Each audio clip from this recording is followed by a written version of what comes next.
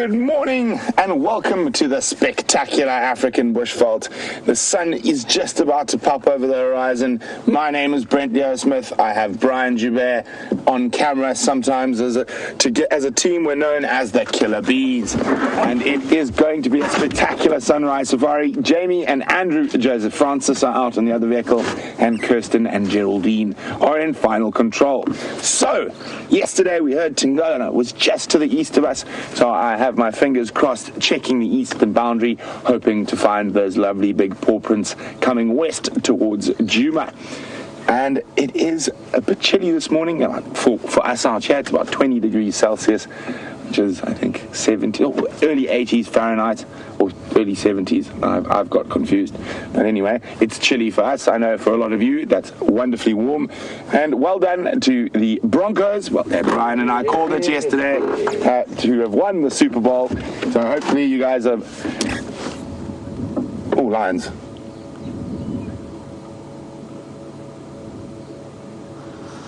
So there's lions roaring just over this crest. It's actually quite close.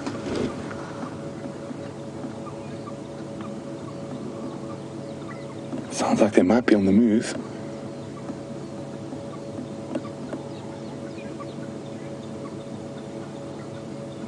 And we set off after one big cat and we're now listening to another. Oh, James is just getting hold of me on the Game Drive radio. Oh, I'll talk to him once I've finished listening.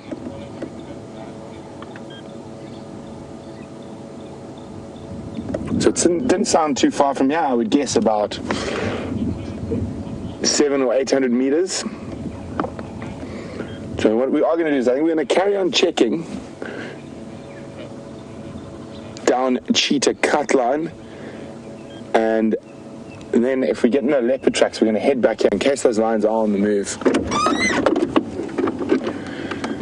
But at least we know there is definitely a big cat around. I'm just going to let James know. James.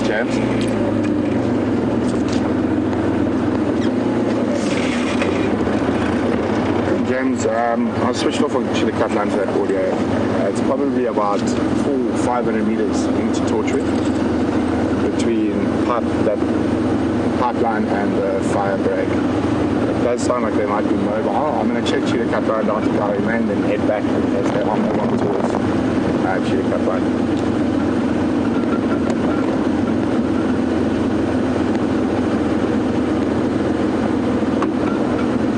Yeah, FM, we were standing by there.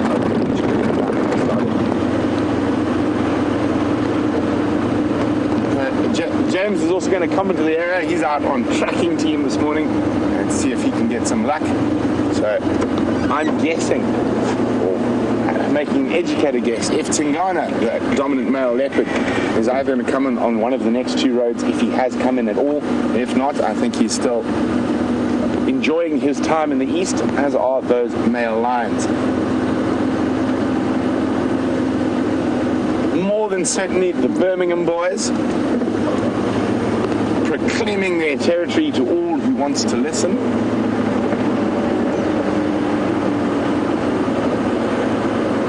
Paul Rizzo says the Lions are shouting joyously for the Broncos winning the Super Bowl. I take it Paul is a Broncos fan, and my condolences to all the Panther fans out there.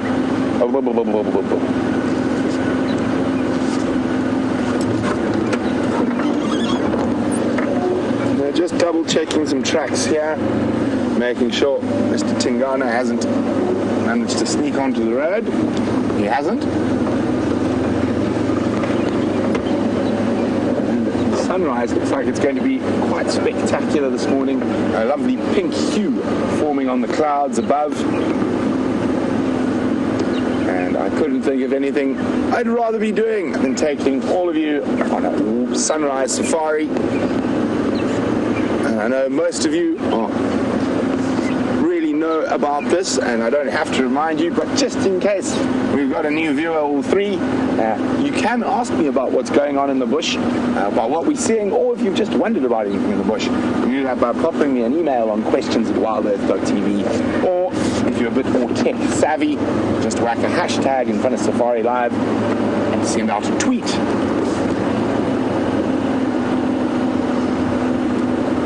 So here is the pipeline road, and I think if the lions are moving west, they're going to be moving west straight down this road from where I heard them.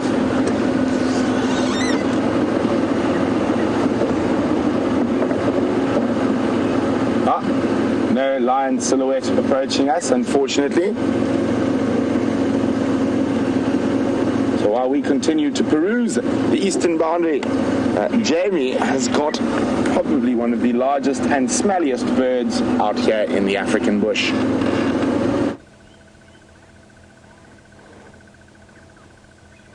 Good morning, ladies and gentlemen, and what a spectacular morning it is proving to be. And there's nothing quite like the scenery that Africa provides, and in this case, the potential excitement that could be as a result of what we're seeing. So yesterday, James was trying to follow up on the lions, so was Brent, so was I on tracking team in the afternoon, and I saw vultures. I went wandering into the block, but here we have a pair of white-headeds that have spent the night on the dead trees itself. Almost the same place, I think, where you finished off with James yesterday evening, surveying the land around them. Now the question is, of course, are they roosting here? Because, of course, vultures are allowed to rest sometimes. Or are they sitting waiting for their chance at a lion kill?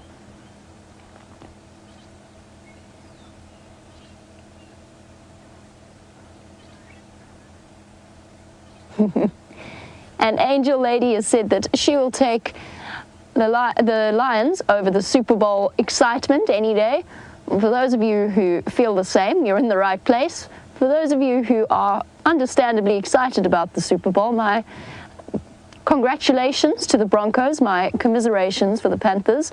I might not know very much about what on earth it all entails, but coming from a South African background, we can all unite together in our understanding and excitement about sports games. Definitely know exactly what it's like to strongly support a sports team. Our South African heritage automatically dictates that we either watch rugby or cricket or both, and if the mood takes us, football or soccer. There's nothing quite like, and the interesting thing is that there's a very useful comparison between sports games and what we do. Both are live, both could go any way.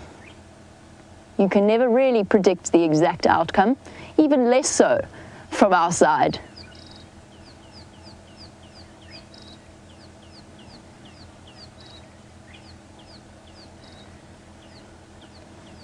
Good morning, Eric, who is watching in Virginia Beach. You were wondering, since these vultures are in the same tree that they were in yesterday, do they roost in the same tree? And yes, that's why they're in the same tree. The difficulty here is seeing vultures on dead trees. That's where they like to roost, because they're big, bulky birds. They don't really like having to contend with leafy trees, having to negotiate those sorts of obstacles.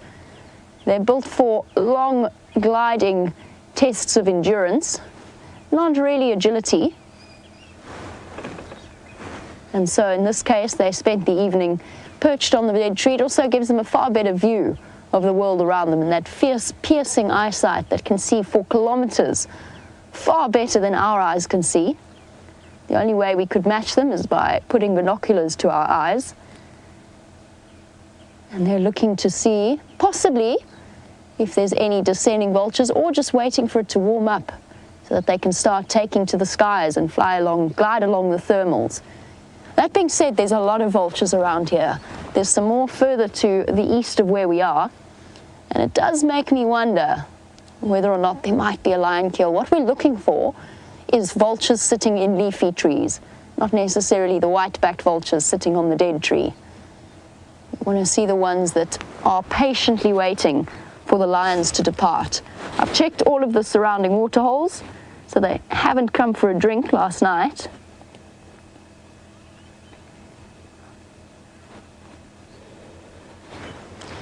And as we continue on forward, I will just say a quick good morning for those of you who don't know. My name is Jamie, and I have Andrew on camera with me this morning.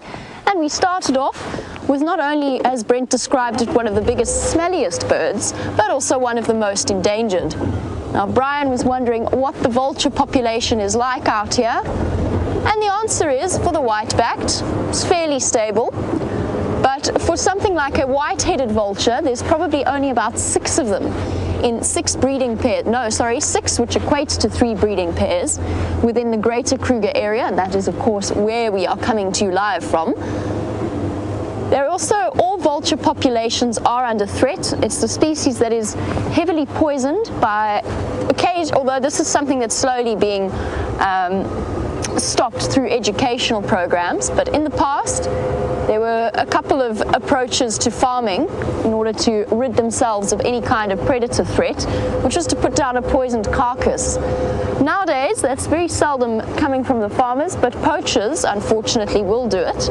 They'll put down poisoned carcasses that can kill 150, 200 birds at a time. And it's also fat-stored poison, so even if the bird recovers, as soon as they start to lose condition, they metabolize their fat and immediately release the poison back into their systems again.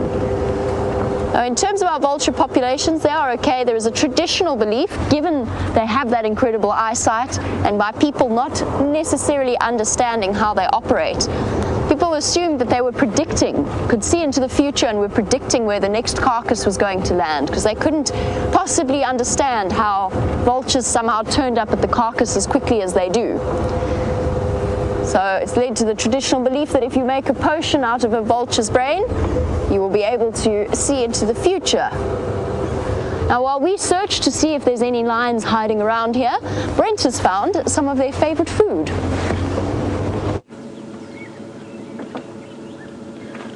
As the sun creeps up on the horizon, we've come across a lonely wildebeest bull. So, not actually lonely, just lacking in ladies. So, wildebeest herds, the female herds, will move between multiple bulls' territories. And they'll defend the short grass areas like this against other bulls.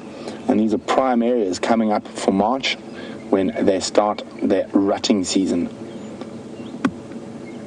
And they'll try herd ladies at that time to keep them within their quite small territories. There's normally about 3 or 4 hectares.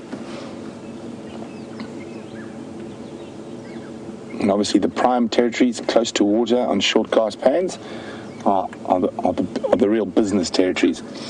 And the territories that are out on the peripheries, those guys don't get so lucky. And sometimes the wildies will increase their territory during the rutting season just to have the maximum chance at spreading their genes. So another reason why we've stopped, we're a little bit further on down the eastern boundary and just listening to see if those lions decide to start calling again. And there you can see the sun just popping up above the horizon.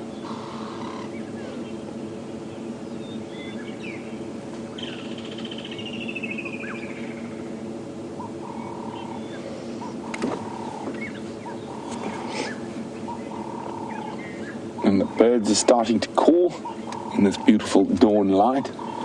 You know, very vocal Cape turtle dove, red-crested koran,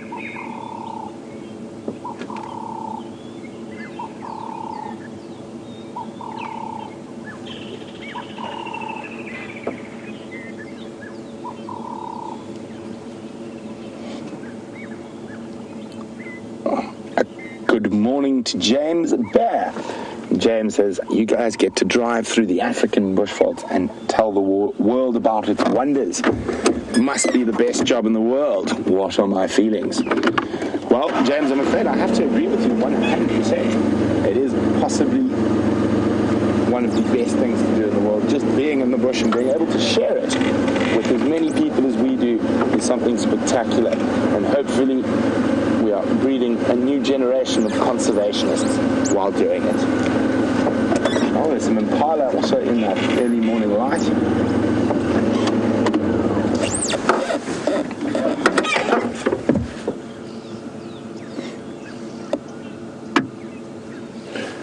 So it's not uncommon to find the wildebeest hanging around with a herd of impala. And isn't that incredible? Nice, Brian.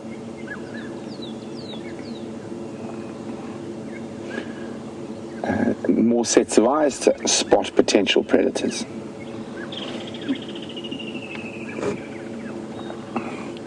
Well, they carry on to get their daily nutrients. We're going to go carry on looking for our daily fix of big cats.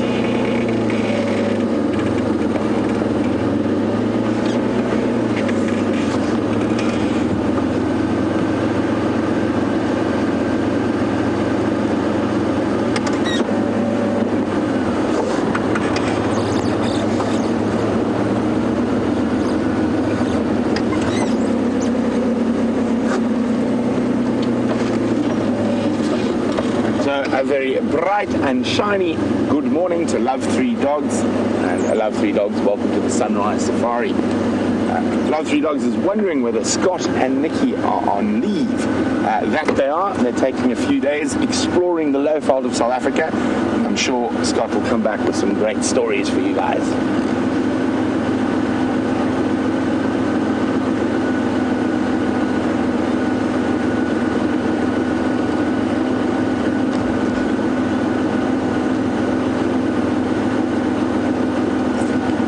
Brian and I were discussing on the Sunset Safari whether we were going to get any rain. We're always hopeful for rain, but Brian thought we were going to get it. I said, I don't think so much. And Kat in Florida was wondering that, and Brian spotted what looks to be a little Warburg's eagle shooting across Big One.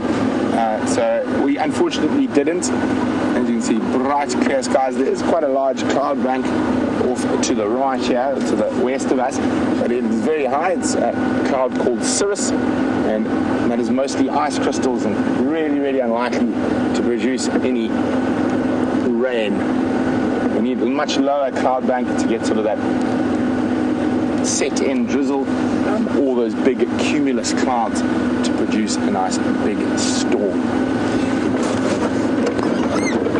We've got a nice big Ellie bull track here, but he's going the opposite direction to us. He's ducked in towards the Buffels Hook region, but we'll go look for him after we've continued to check this area for tracks.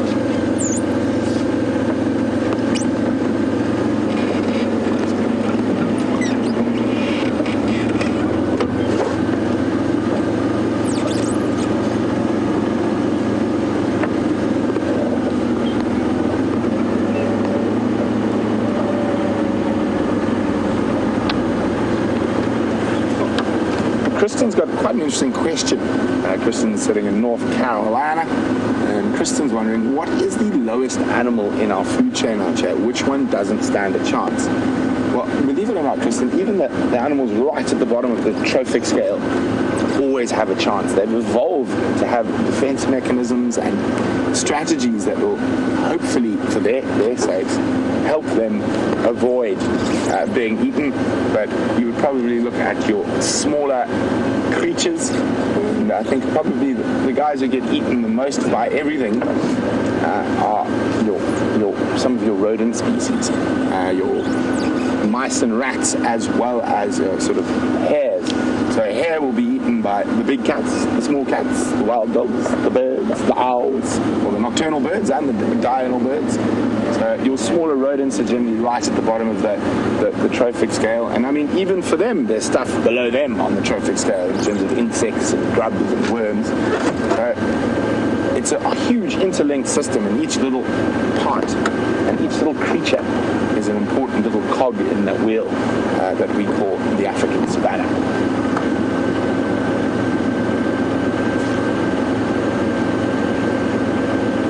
Okay, now this is the next spot. I was quite hopeful for leopard tracks.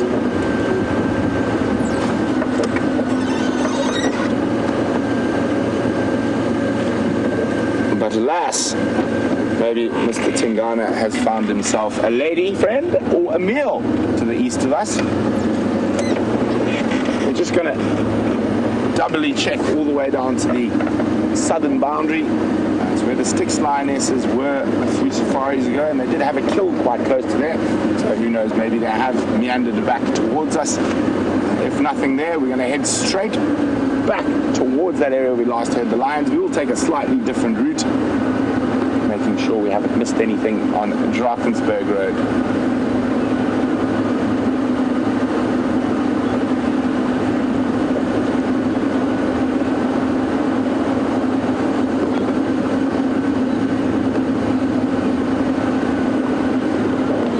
Are going through a drought at the moment. We've had probably about 40% of our normal rainfall for this time of the year, and Brian is wondering how much rain would we need to fill up all the dams.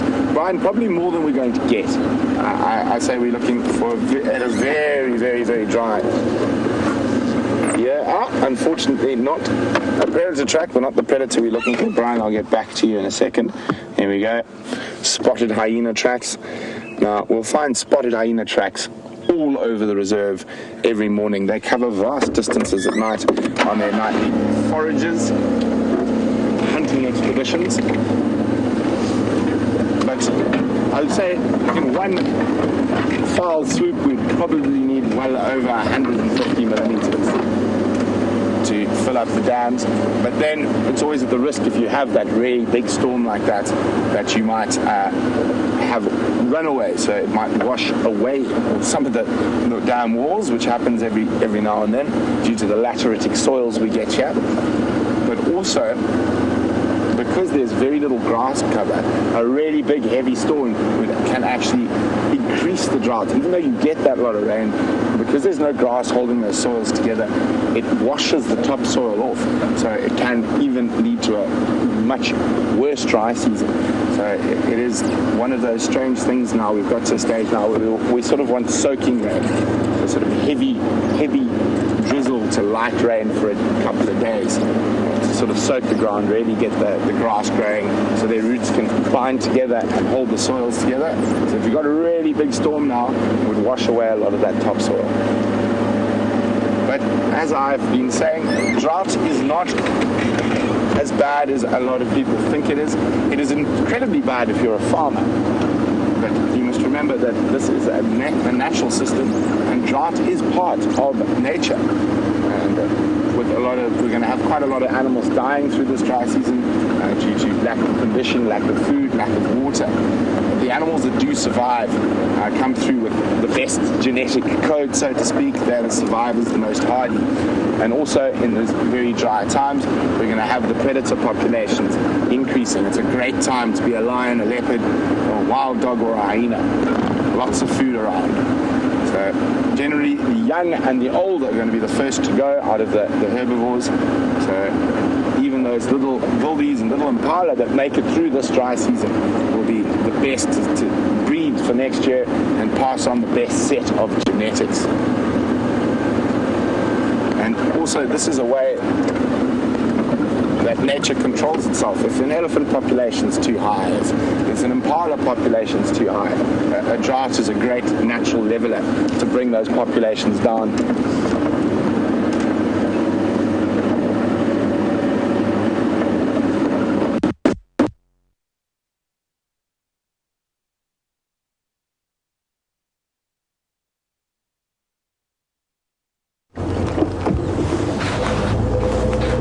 Sorry for that disappearance of Brent, that rather rapid disappearance. You'll notice that I am in the process of doing a U-turn. So I've been for a walk around the dead tree with the vultures. Nothing. There's no sign of lions, there's no smell of a kill, there's no growling from somewhere in the bushes. And I'm starting to wonder whether they just were not present at another kill and have taken to resting somewhere close to wherever it was. I cannot see any vultures in the leafy trees. I can, however, hear oxpeckers, which means there could well be something like buffalo wandering around here. The birds that sit on the back and pick off the ticks. And now the mystery remains. So yesterday I found one lioness track coming up this road, and the rest of them had been obliterated by the hippo walking between the Pan and Sydney's dam. He walked all over it. The birds have been very upset this morning. Sorry, I'm just listening to alarm calls at the same time. They've been very disrupted, and it was due to the presence of two African hawk eagles that soared past. African hawk eagles, of course, are notorious bird hunters. So I've walked all the way along here and across towards this dead tree as well, which is, once I get a nice view, I'll stop so you can see it's where the vultures are also resting. See, but now I think I do smell something here.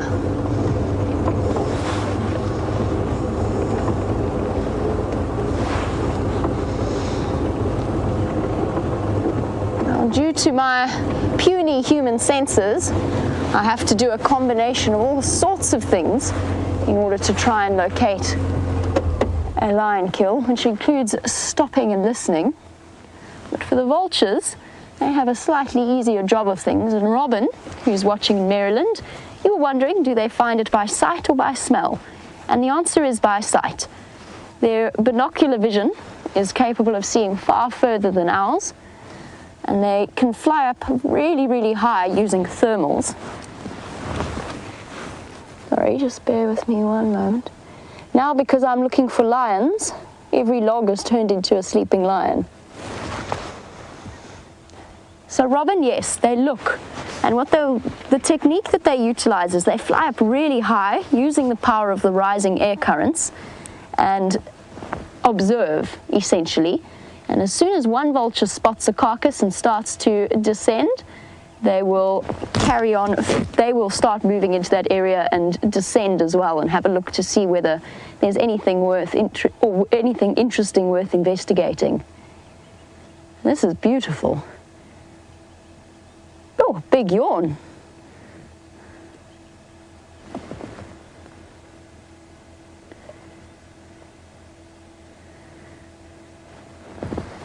And these exquisite birds are large and fairly long-lived. And Curtis was wondering what the lifespan of a vulture is. Now, I could stand corrected. As far as I know, it's somewhere around 10 years or even older. Now, the big birds generally tend to have much longer life expectancies than the smaller species of bird. Parrots, for example, can live easily up to 50, 60, 70 years. I think the natural lifespan in the wild would probably be somewhere in the region between 10 to 15, but Curtis, I'm actually honestly not 100% certain of that. I will have a double check and just make sure. I know that it takes them a fair amount of time for all of the raptor species to actually reach their sexual maturity. He's got something. Morning, Andrew. The question is, why are they here?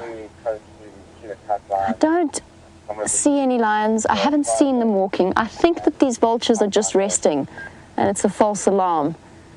And now the search continues to figure out where those lions did go. The Nkuhumas have pulled a mysterious disappearing act on us. The fact that we've also got, I know that yesterday James saw both hooded, whoopsie, I found a stump. I know that yesterday James had different species of vulture. Andrew just giving us a quick windscreen. Thank you, Andrew. Windscreen wipe. Spider webs. The joys of summer driving. And this has been a very mild spider year in comparison to the other years that I've been in the bush. There've hardly been any. Oh dear, I think I'm trying to make a lion sighting. I'm trying to wish a lion sighting into existence here. I don't think there is one. There are also absolutely no hyena tracks around, which to me suggests, and it's very close proximity to the den, which to me suggests that it's unlikely that there's something here, because even if the lions were still here and still feeding, the hyenas would still have come across to investigate. And particularly, we're about 300 odd meters from that active den site. So I think that they would have come already to have a good sniff around and investigate the presence of the lions. Here's another one. Goodness me. I've said that and now I'm not so sure because it looks like we've got a juvenile white-headed here. This is very interesting.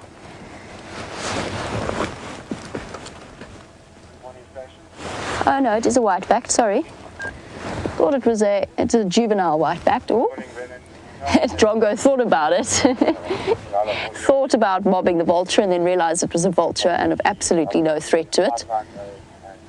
Goodness me. Is there a patch of vultures that I've missed? Are they hiding somewhere in leafy trees? Are these just the stragglers? I don't think so. I think they've just chosen to roost here and they've come down together from a thermal and just happened to end up in this particular position. Now the vultures that we're looking at are fairly large in size. You can see they've got nice thick bills that are used to rip open carcasses. But Kimby, you were wondering, do they have a hierarchy in terms of the way that they feed at carcasses? And yes, to an extent, in the same way that any kind of animal or any kind of predator out here has a hierarchy. And what I mean by that is the biggest vultures get the best access to food. Now there's different levels of feeding for these vulture species. The lappet face vultures, the really large, powerful, we sort of term them the tin openers. They've got the thickest beaks of any of the vultures and they're very large, very powerful birds. They get first access to the carcass and they will be able to open up the tough skin that something like a hooded vulture would be completely incapable of doing. And then because they're bigger and bulkier, they'll be the first to feed at carcasses, along with the white-backed vultures, and sometimes Cape vultures. Every now and again, Cape vultures are a species that's much more isolated to the mountains. It's also much more endangered. However, they do occasionally cruise through. And everywhere I look, I see birds of prey. No, this is ridiculous.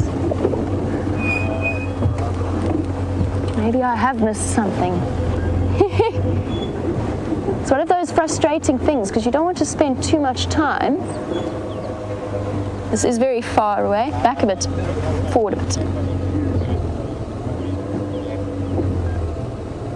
Boom. Thank you, Andrew. Oh no, there's got to be something here. With another vulture and what looks like a Wahlberg's. Now, very often birds of prey will scavenge, not just vultures. But sorry, just to finish off with Kim's answer, the hooded vultures will be the last in line. We don't have a hooded vulture here at the moment, but they will be the ones that feed at the end. With their small beaks, they're basically the toothpicks of the vulture family. But watching vultures feed around a carcass is a truly spectacular experience. They cluster around, they screech at each other. Whoop, that one nearly dislodged the... Where are you going? Are you just here to warm up, or is there a lion kill somewhere? I think it might require another walk. I think I need to go wander through this block one more time. Maybe I've just missed them lying up under a bush or something like that. So while I go for a quick walk in the bush, let's pop back over to Brent and get an update from his side. So no tracks, unfortunately. So we're heading back to where we heard those lions. That Eddie bull track did cut across towards the what is now empty Buffalo's Hook waterhole. So I'm just going to go back up onto the eastern boundary and have a little listen. Hopefully those Birmingham boys are on the march.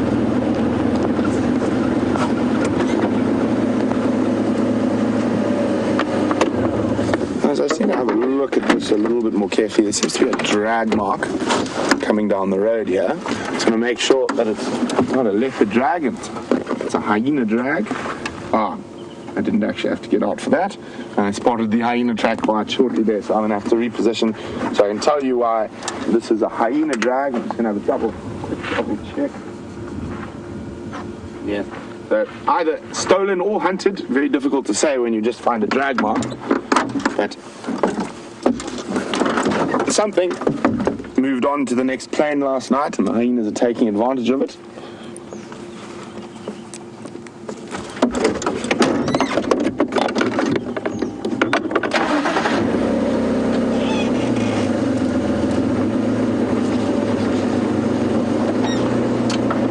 So if we have a look here, you can see that something's been dragged down the road. And if we have a look carefully, where's that hyena track? Let's try to find a slightly clearer one, I think. You find a nice clear one there, Brian? I think probably a bit further out is going to be easier. And there we go.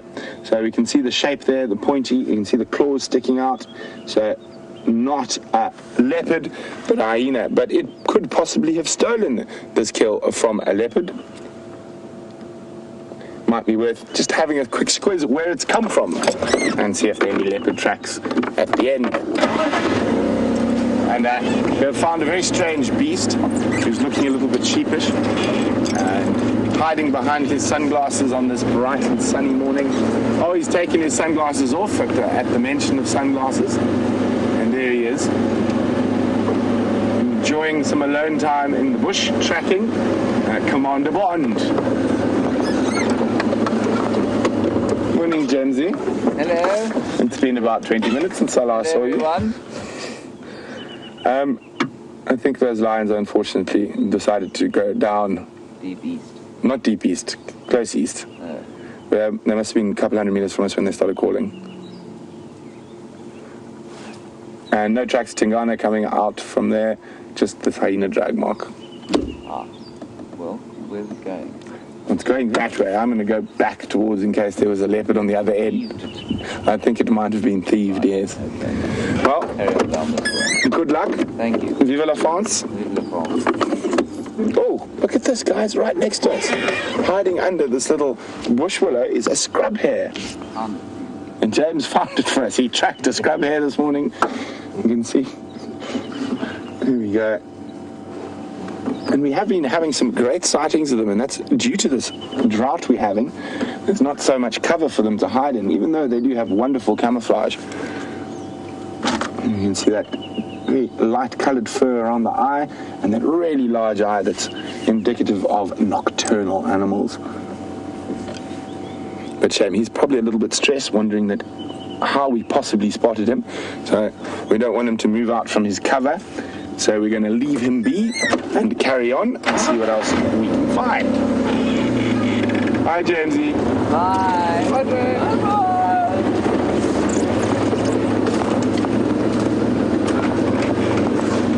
That's the thing about the bush. If you look a little bit carefully, there is always something really interesting to see.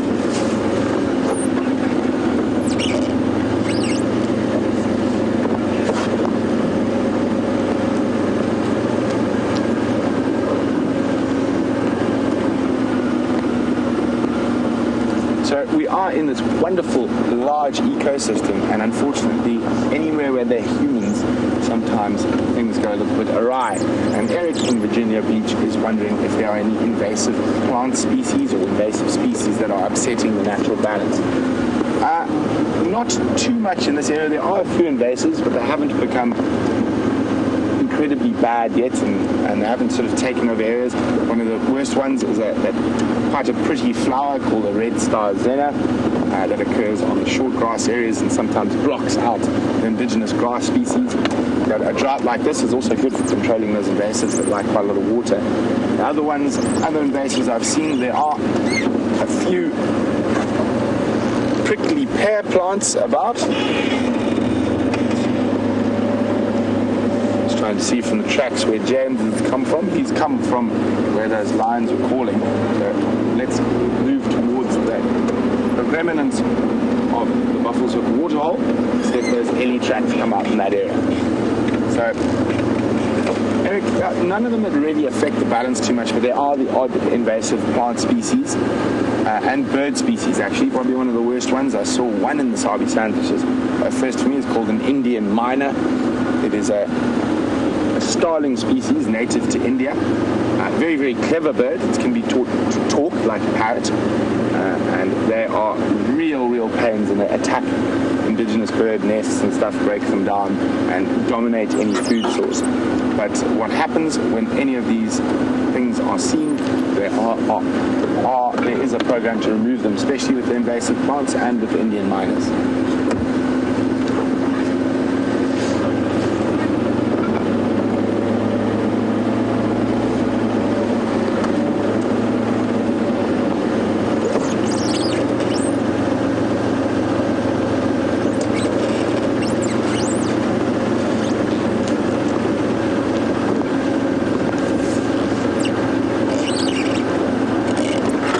Out here in the African bush, everything's not as simple as we would like it to be.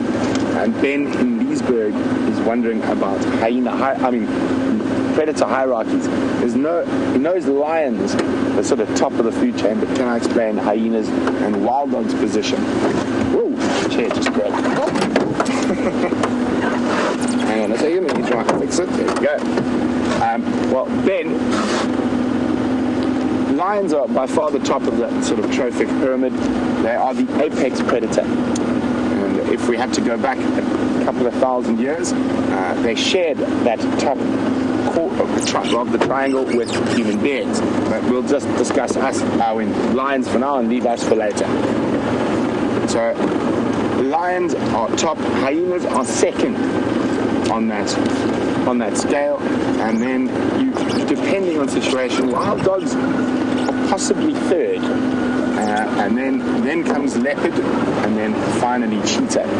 Now the reason wild dogs, even though they are so slightly built in that, jump up above animals like leopard and cheetah is because they're a social animal. So a group of wild dogs can easily deal with a single leopard, but a single wild dog would not be able to deal with a single leopard. They jump up a few notches due to the fact that they're a social predator. And hyenas, in terms of size, are second to the lions, even though occasionally you will get an individual male leopard who's bigger. Again, a one-on-one will probably maybe leave with the leopard winning, but as soon as there's a second hyena, again, but being social, they jump. Now, lions are physically bigger, and they're a social predator, so that immediately pops them up at the top. Although a group of hyenas will definitely give a small pride of lions a good go for their money, as long as there's no male present. As soon as there's an adult male lion present, hyenas get out of dodge. Male lions are so much bigger and so much physically stronger that even 12 hyenas would not think about taking on a fully fit adult male lion. And in certain parts and certain individuals, I can just remember all animals can be slightly different.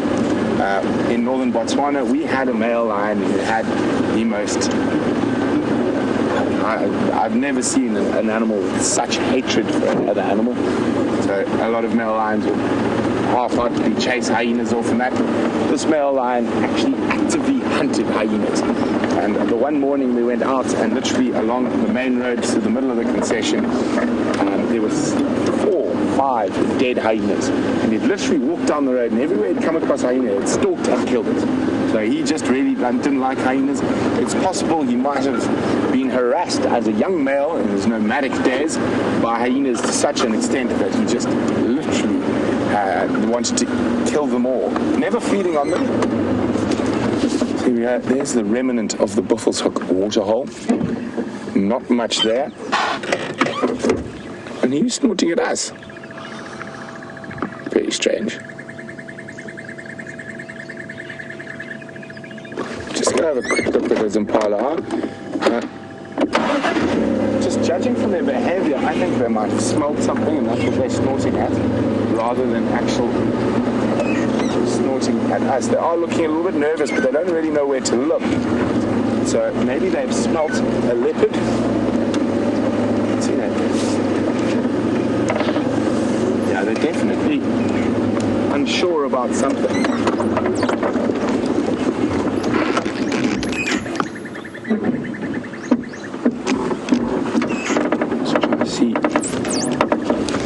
don't seem to be snorting in one particular direction. They seem to be snorting in multiple directions. And they're unsure of where the possible threat is. It's a very still morning, not much breeze. There seems to be a little bit more focus back behind them.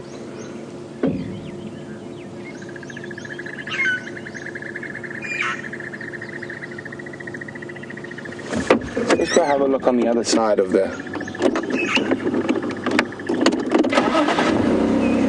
dry dam.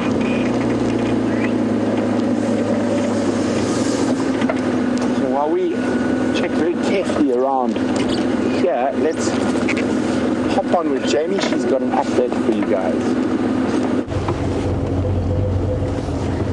And while Brent checks carefully around, I have done exactly the same thing, and I'm now convinced that the vultures are a false alarm and that there are no lions in this block. I walked up and down and I discovered to my, oh no, there's tracks coming in here. These are not fresh though, or are they? I feel now like a little bit like I'm going mad. Whoops, and apparently can't drive either. Andrew loving it in the back. I walked into that block, all I found was a herd of, or a pride of hornbills and one buffalo. Why are there now tracks coming down here? They're not fresh though. That is, in a way, I don't know whether that's a comforting thought or not. I don't think we can see any from here. Oh goodness gracious, one more trip around. Determination is key. I checked under the dead tree where it wasn't a Wahlberg's by the way, it was a snake eagle. Where the snake eagle was sitting with that vulture, I checked under where the juvenile vulture was. Nothing moved, nothing growled. I didn't hear anything apart from hyenas calling towards the den. These lions have gone under the radar this morning. Okay, put ourselves in the mind of the animal. If they do have a kill, they would have been thirsty. The nearest water is Galago Pan. I've checked Galago Pan already this morning, but it might be worth doing another double check around that side again. It's a tricky one, trying to figure out exactly what's happened. My suspicion is that we might have missed a kill at some point in the last few days, and it might even have been a small one. So it might even have been in the space of 12 hours that they finished it off and moved on. The vultures congregated, finished off what was left of it, and then decided to roost in the trees around it. It's just peculiar that there's lion tracks on that patch of road. I drove that road yesterday and I didn't see any tracks there.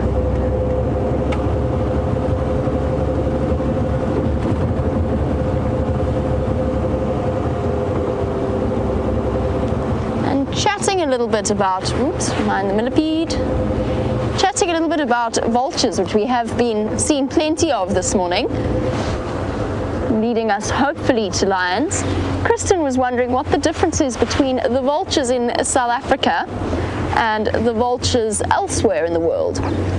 And Kristen, I have to be honest, I think there's a very similar design structure. They'll have resistance to different types of diseases. So our vultures in particular are very, very resistant to anthrax. Now I really feel like I'm going loopy. This is deja vu. In the tree, and I can't get any closer because it's very skittish. This is the second time. Remember this morning I said to you that there were African hawk eagles around. There he goes. Both times, they've been sitting on the ground. Well done, Andrew. It takes a talented cameraman to pull off feats like this. What are you going to do? They're obviously after something that's on the ground here. Awesome. Well done, Andrew. Let's go and investigate what they're after around the termite mound. This is serious deja vu. This is how I started my morning. They were being mobbed by drongos and they took off from this exact spot. And every bird species in the world has just flown past me. A starling, one of the cisticolas, flycatchers. Oh my word, it's so bright in there. What are they after? Is it maybe a termite, a flying ant explosion? It shouldn't be. Hello, Starling. Good morning. Choop, choop.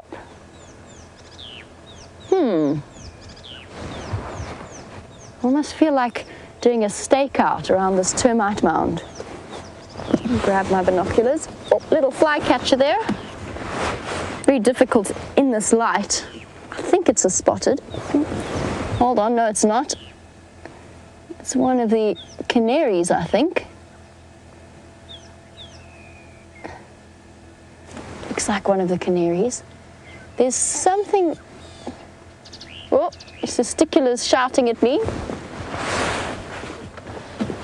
Drongos as well. They are pecking away at something around the termite mound. There must be some kind of insect population explosion happening here. The fact that there were birds of prey around. It's odd though, because there hasn't been any rain. Usually the flying ant or the reproductive termites only come out just after the rain. Sorry guys, bear with me one moment while we try and figure out what these birds are up to. Let me just get hold of Brent. Brent standing by. Jamil, where are those last tracks? Coming down the Gallagher shortcut, straight towards where the vultures were. I copy. Brent is going to come and try and give me a hand with this. This is getting ridiculous, and especially if he finds them before I do, then I'm going to be really annoyed. Then I will never hear the end of it.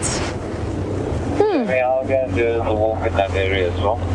Here we go. James is coming to walk. All of us are walking around this area, and I'm still not entirely sure whether or not they're leading us on a merry dance through the morning and have moved off completely. I just feel like by now, the way that I've wandered through the zigzags I've done through the bush, I either should have seen them, they would have got up and moved away, or there would have been a little growl just to let me know that they're there. I haven't had either.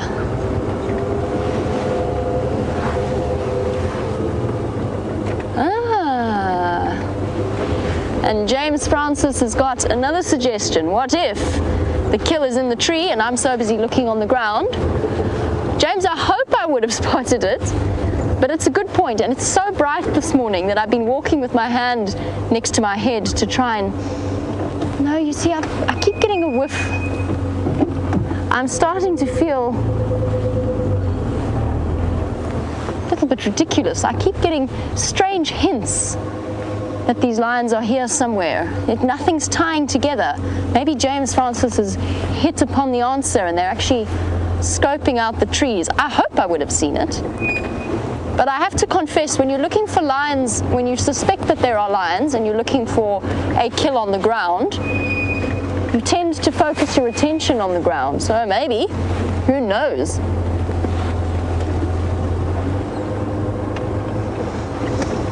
I'm going to do one more walk around in this block just to make sure, because I think if Brent or James finds them first, I'm going to have to go home and have some rejuvenating coffee. So while I go and walk about, let's pop over to Brent and get an update from him.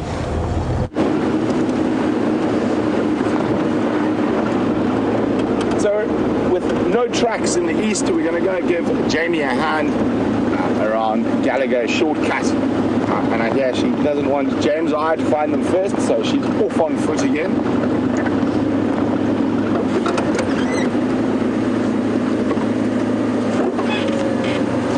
Just have a look down there. I think it's just a stick. It is just a stick, but always worth double checking. So we're going to be going really slowly now. This road's very hard. It's one of the main access roads in and out of the north.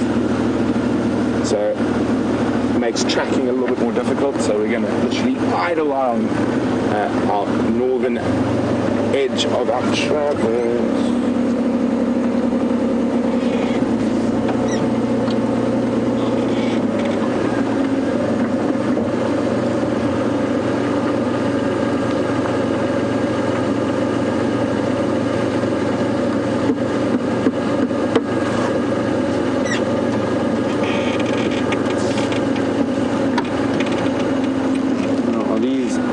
tracks or these old tracks? But they're definitely lion tracks.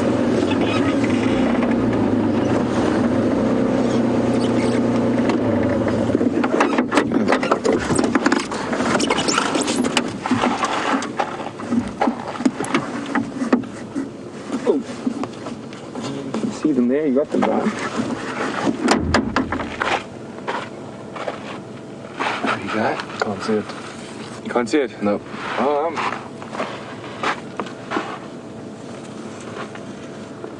There you go. Now, the question is, we had a little bit of drizzle last night before last, so I'm looking at this track and I'm trying to age it now.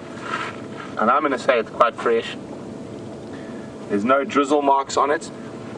And if I had to put my hand, it's quite hard sand, so if this line's pushed like this. Let's try a bit softer wet. If you look at my finger track there, also there is a bit of wind. It was very windy last night, so the edges aren't as sharp. But there are line tracks here. Where they go from here is obviously the next question. Do they go across north or do they sneak back into Nkuhuma? I'm just going to turn around and have a look at these tracks go.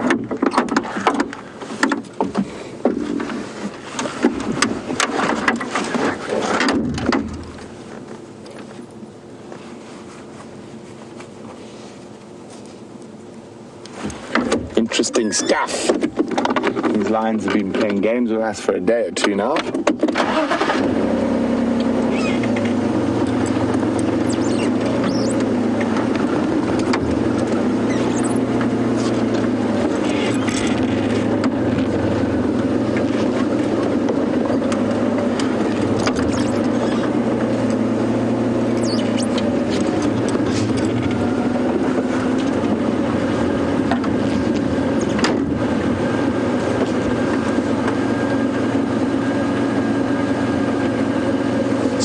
Ron in Florida is saying lions and leopards blend so well with their surroundings. How often do I think we have driven right past them?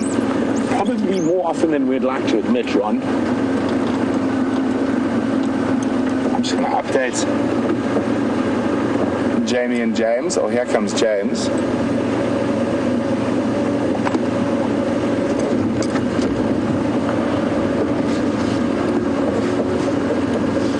So we're trying to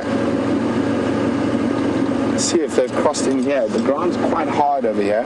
What I might do is I might hand this on to James so he can get out the car and look a bit more carefully.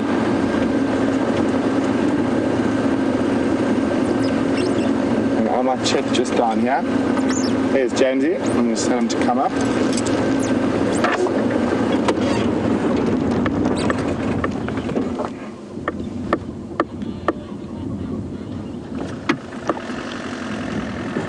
There's James. He's out in the tracking team, so he's going to be able to spend a lot more time on foot following these tracks. So it makes life easier for us. Just remember, finding animals is a team game. There's tracks with at least one, but it looks like a male. There's the gang. It's just over that hump, coming down the road. It comes onto this hard stuff, and I can't really see. I think maybe if you walk, you'll probably have a better chancey than me from the car. I'm going to check Gary cut line. There was a male yesterday that I saw. Yeah, so if there are tracks there, but I can only see tracks of one. Jamie's got some around Aubrey's Gallagher. No, that shortcut, the second shortcut off Gallagher shortcut. Where? Into the block towards Mvubu, where those vultures are. There's block towards Nkuhuma. Yeah, where that drainage line is, just to the north of the hyena den. How fresh do you think these ones are? Last night. There's none of that drizzle stuff on it, but it was really windy last night, so the edges aren't that sharp. If he had gone straight down here, one of us would have picked him up. Yeah. So I'm just going to have a quick gander around I here. did drive this road, and I was sort of fiddling with my camera, so I may have missed the other. Okay, I'll have a quick look.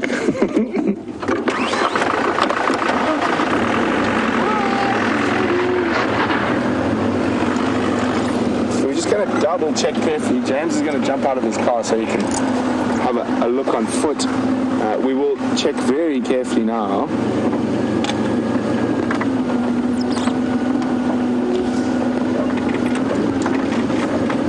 And as Ron was saying, they could be lying right here.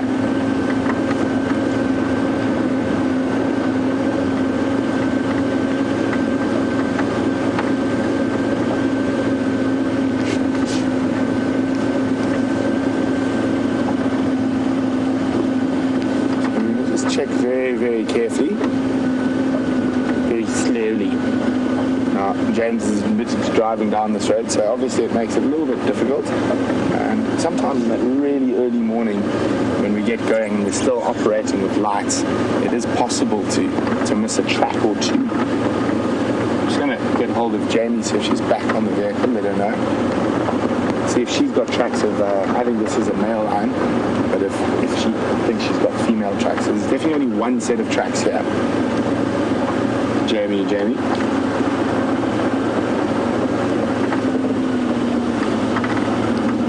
I've got tracks of what looks to be a single male at Gowrie Cutline Junction with Buffalo's at Cutline.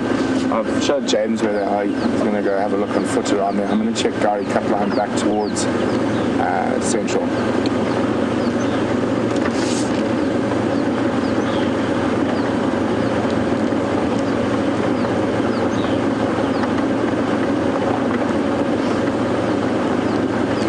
Those tracks you had earlier, were they of lioness or male? Okay, so that's good. Jamie's got tracks for lioness, so it's possibly different from this. And if they did have a kill where those vultures are, the lion might have come in and had the lion's share, and the lionesses have been abandoned.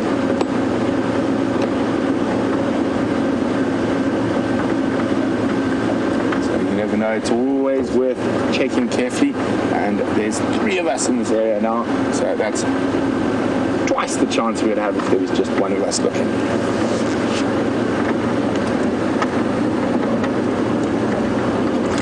Jamie's on the other side of this block from us.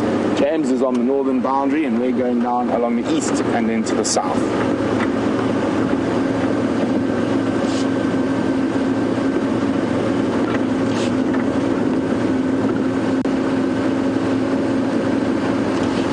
Chris Rogue has started a poll. Who will find the lions first? Well, Chris, I think James has possibly got the best chance, but don't tell him I said that. Being able to spend a longer period on foot in the block always increases your chances of finding those animals. But I have the luck on my side, and Jamie's right on the spot. She's got tracks. We are hitting and hoping here at the moment, but who knows? Maybe the luck is with Brian and I.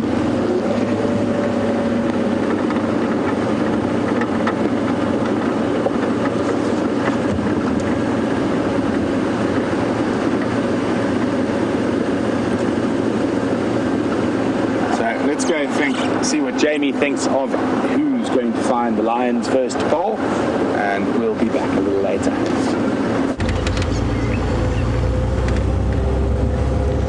The race is on for all of us now. I think, and I've been doing a lot of serious thinking this morning, I think that the lionesses have finished that kill. The reason I think that is because the vultures are all scattered.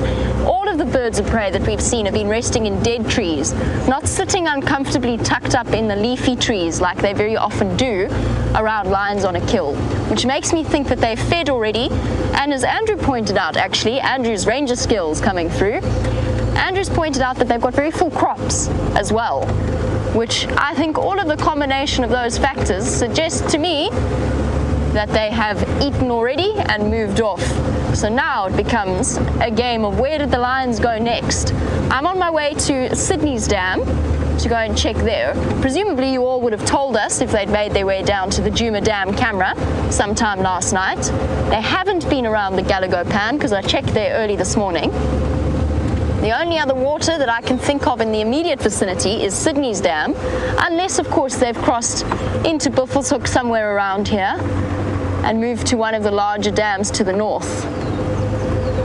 But I do think it's really worth checking around to the west. And amazingly, in the space of what time is it?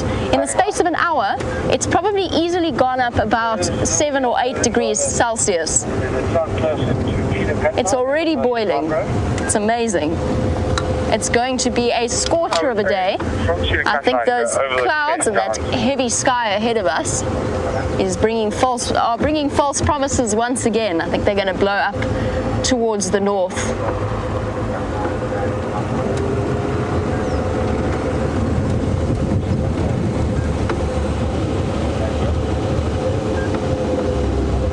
And Siberia thinks they are still between Mvubu Road and Gowrie Cut Line.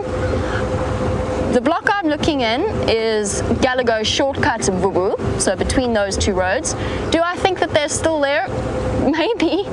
Honestly, your guess is as good as mine. The tracks have immediately disappear off into the block. My personal opinion is that they're not from early this morning.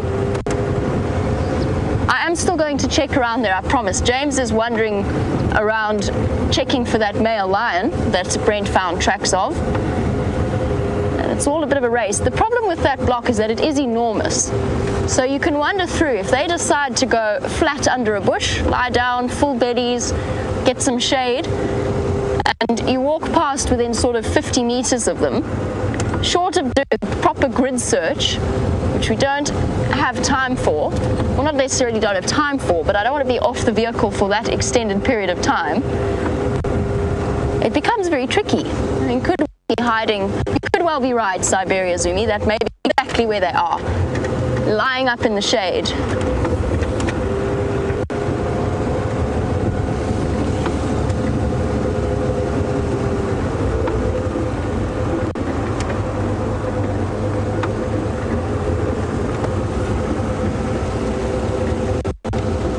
And Sandy, who is also playing detective as well, and very successfully so, apparently yesterday Madam, the matriarch of the hyena clan, was behaving very strangely on James's drive and was clearly on alert. And you were wondering if maybe that was because the lions were close with a kill and now there's lots of vultures around. Sandy, that is entirely possible. That's my next is to go and investigate the hyena den, because maybe we might find remnants of it. There's a chance that they've already managed to either divest the lions of the kill itself or gone to pick up the scraps and the remainders. I keep getting a smell, but every time I follow it, I don't find any sign of a kill or tracks. We've come to Sydney's Dam. What's around the corner? 1, 2 impalas. Not the lions, though.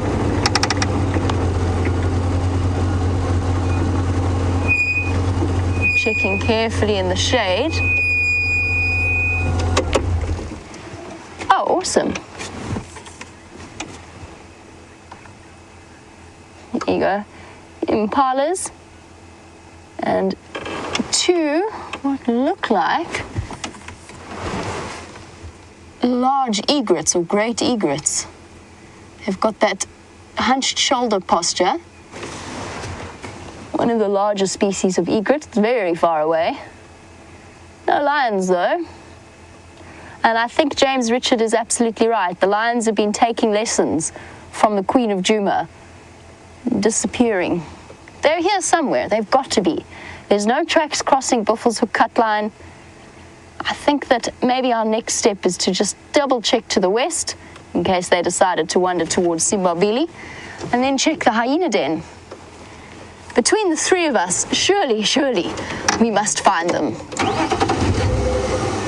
If they are here, we shall find them.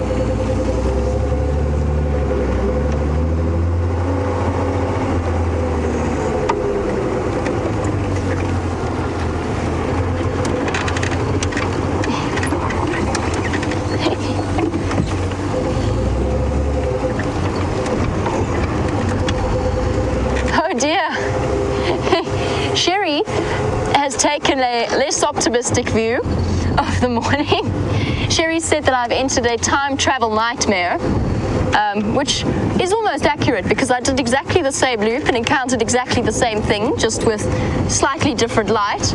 But Sherry has suggested that maybe the odds are not in my favor this morning, doing everything that we know how to do and just not yielding the results that they should be.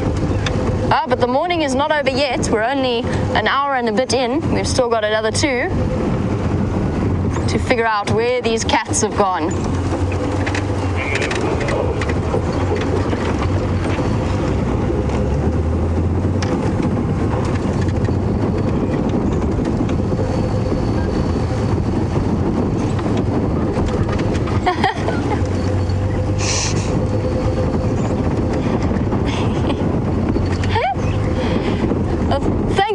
Of course, that I have the help of the viewers.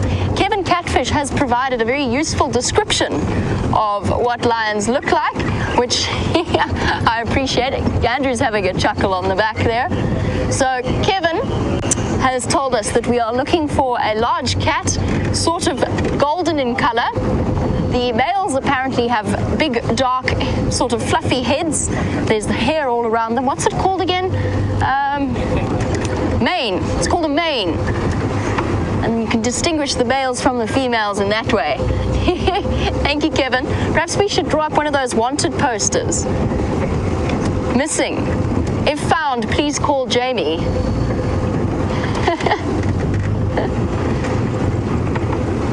Reward offered. Payment will be made in jokes and shenanigans, and possibly a cup of coffee if you're lucky. Or Zim dollars. You go, Andrew.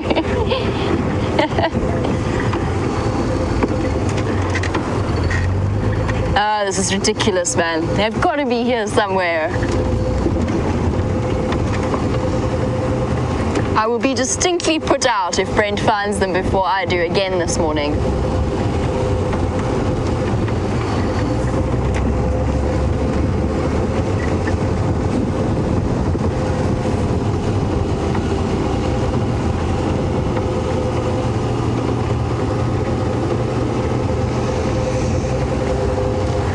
While we travel along, and you've obviously had a glimpse of both the uniform that Brent and myself are wearing, and probably every now and again have occasionally caught glimpses of guests on the backs of vehicles. Kristen was wondering, is there a reason that people always, there we go, Andrew's providing his contribution to the uniform conversation. The neutral olive green of the WildEarth, very, very pleasant WildEarth jackets. Beautifully windproof. Andrew, I don't know how you're still wearing a jacket though. It's hot. It's very warm. But Krista would like to know, why do we wear neutral colors? And the answer is nearly threw Andrew off the vehicle. Hey, little one. Who gave me a fright? Hello. Maybe not as big a fright as we gave him. That little Speaks Hinge tortoise racing off the road. He was tucked right down. He looked just like a log or a rock. Seeking refuge. He was too neutrally coloured to carry on with Kristen's question. Here he goes, disappearing, trying to bulldoze his way into this vegetation by sheer determination. Push, come on, you can do it. In you go. Look at that. And I think that little tortoise is saying a big phew. Important to have eyes in the back of your head, even if you're turning around to talk to camera. Oh. Hold on, Rusty. Okay, little tortoise. Have a good morning. So, Kristen, neutral colored clothing. There's a couple of reasons. One, of course, is that for most animals that see, not as necessarily, they can see in color to an extent, but mostly in grayscale. They don't have the same number of cone cells as we do within their eyes, so they don't interpret color quite as well as we do, unless you're talking, of course, about birds or the primate species, which have perfect color vision. And there's certain colors that stand out more than others within the bush. So one is the whites, so a white shirt, anything like that might show up more clearly, and things with large stripes, and then black as well, although not as clearly as white does. And we also do it because it's a safari standard. To wear a uniform, to wear those neutral colors is just more professional. I don't necessarily think that it hides you any better from the animals, and the reason I say that is because actually they're far more reliant on their sense of hearing and their sense of smell than they are on any other sense. So it's not really to hide you from the animals, but it is just to reduce your impact on the world. But if you see a guest coming through wearing white clothing, the animals are so accustomed to people driving through and wearing those different colored clothing that it doesn't really impact them in any kind of way. So generally we will stick with neutral. We don't always necessarily have to wear either khaki or green in color. For example, I know that Brent likes to wear gray and dark blue. Also works absolutely perfectly. So it's a combination of practical impact and then actually, quite honestly, the image of what it is we're wearing. You don't really want to be guided by a safari guide that's wearing, I don't know, bright pink or bright pink polka dots, exactly. It doesn't really inspire faith in the professionalism of that individual. Imagine if I took your safaris wearing bright pink. Not, of course, that I own any bright pink clothing, but let's suspend our disbelief for a moment and just picture it. Kirsty says I'm lying, and that I do, and she's right, I am. I do have one item of very pink clothing. I don't know where it is.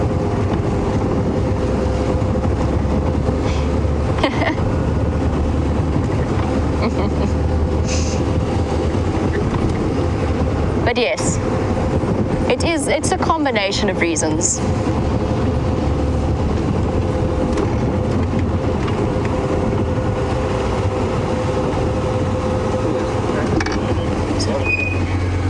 Let's wander through. No, they don't, you're right. They really don't. They've been sleeping here. They've been sleeping here while we've been walking in the block. No, this is ridiculous. This is where they spent the night, ladies and gentlemen. On Aubrey's Road.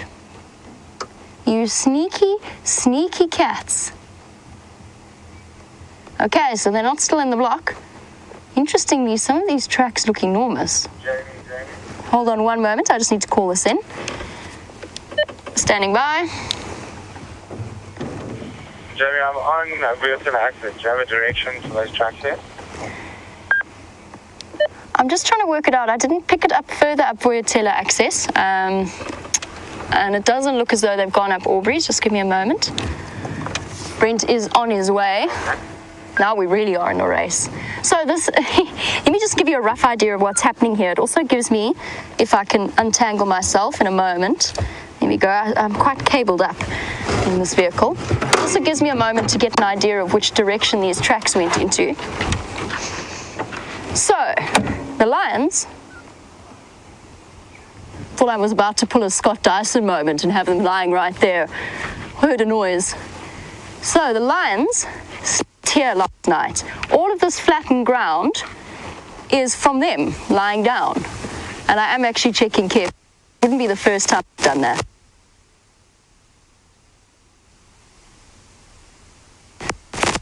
They've walked all the way up the road. Where did they go? Where have they to? For lion tracks, this is probably one of the best examples. And the way that she's stood, she's actually splayed out quite significantly, which is why this track looks so big. But you can see 4 toes, 1, 2, 3, 4. Back racing in our direction and track off this way. Well done, Andrew. Well spotted. Which way? Oh no, Brent and I are in the same place now. It really has become an even playing field race. Right, bear with me one moment. I'm going. Okay, up this way. They've gone up that way.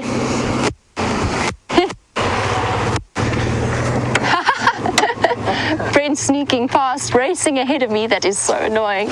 Oh no, he's got a head start. Look at him go. He's already raced past us. Oh, come on, gears. Oh dear. Okay. Let's just figure out where Brent's going to go. Brent, what route are you going to take? I'm not sure. It's just check this here. There's no tracks continuing. I'm about to head down towards the border. Yeah, that's what I thought, because I didn't pick up any further on. I'm just going to check Aubrey's just in case they popped up here. Okay, I'll check Sandy Patch and then come back on. Now, if I were feeling particularly naughty, I might send Brent off in completely the wrong direction and take the lions all for myself. But in the spirit of teamwork and actually being able to show the lions to you, I'm not going to do that. Where are you? Jamie, I should have cancelled. Why don't you check Sandy Patch from Aubrey side now to Impala Road? I got a feeling they are heading towards Sydney, so. Copy. I've just come from Sandy Patch. I actually think they might be in the block still, in the middle, and that they're still wandering through. Copy. They're on their way to Sydney's. We're just one step ahead of them, or one step behind them, depending on at which point you happen to meet up with us as we drive along the road. When we were on Sandy Patch with the tortoise, we were one step ahead of them. On Aubrey's, which is where we are now, we're one step behind. Sherry was right, it is a time loop. Around Aubrey's vertical access, last track seems to be heading checking Impala. Oh my goodness. Their tracks haven't come out onto this road. They must be walking straight through the middle of this block. And I know where they pop out if they do that. Come on everybody, keep your eyes peeled. Never going to hear the end of it. Andrew's saying something. Oh. And while we continue on our search and Andrew does some sign language to me because my comms have disappeared, I'm going to send you back over to Brent.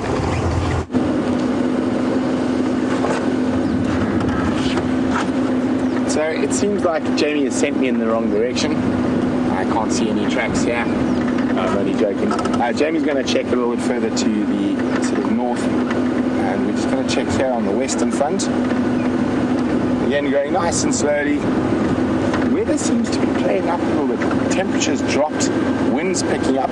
Brian thinks there's a cold front on the way. And here's that wall of cloud coming. Wait, let me just get into a gap. Here we go. A wall of cloud approaching us.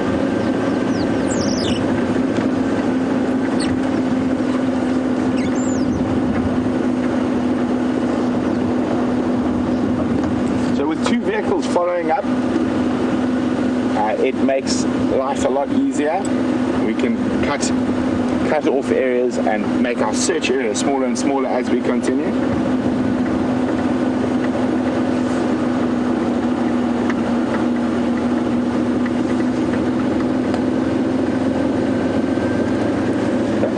Kristen's wondering how far are we from Durban, KwaZulu-Natal? Kristen, quite far. To drive is possibly about 800 kilometers or so. I've got an update from Jamie. The tracks changed direction, so we're going to do the same. To drive is about 850 kilometers. But as the crow flies, obviously a bit closer.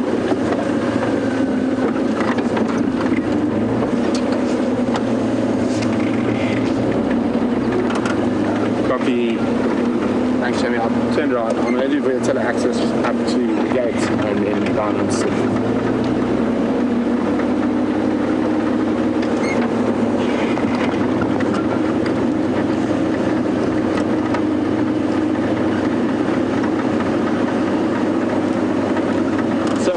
like that. So yeah, it is quite far from us. So do that. While there, to drive, you actually have to drive around Swaziland. You can drive through Swaziland, but of course, always crossing borders is a painstaking affair in most parts of Lions. There we go. And I told you, I have the luck. There we go.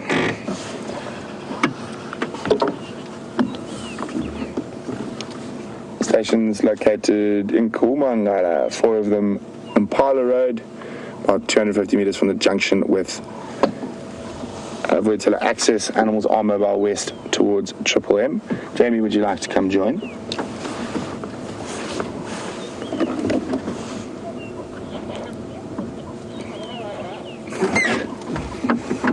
There we go. The Nkuhuma girls. It looks like 4 again. So we have had 3 of them for quite a while. So nice to have 4 again. And the 5th one is still with the Birmingham boys. Entertaining. Look, you can see they've got their belly quite full. She's definitely eaten something. Nice to get them moving while it's still cool, rather than doing what lions normally do, which is sleep for about 20 hours a day. And they've spotted some impala. The impala haven't yet spotted them.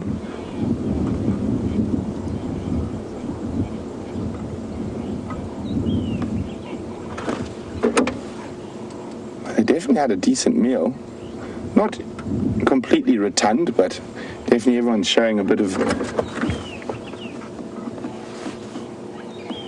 roundness in the belly. Definitely the Nkuhumas.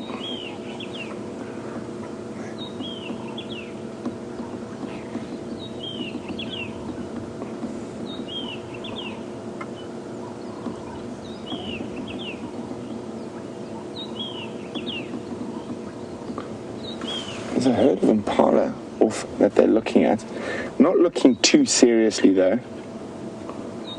It looks like they've got quite a nice belly on them. The only thing I am a little bit worried about the direction they're heading. The closest water in the direction they're heading is unfortunately out of our traverse zone.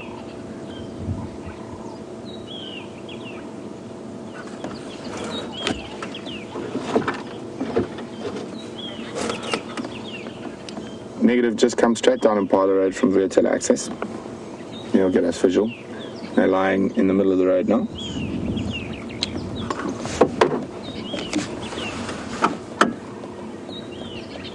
You can hear a squirrel who's quite upset. And look there, there's some aloe grooming going on as they move past.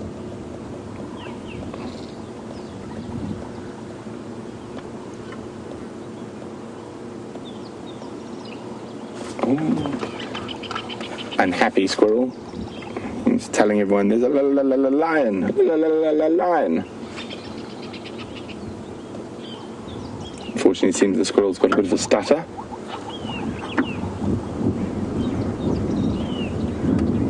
So I definitely can't take all the credit for these lions. It was definitely a team operation, and being able to have more than one vehicle in an area and find out where they're not is just as important as finding out where they are.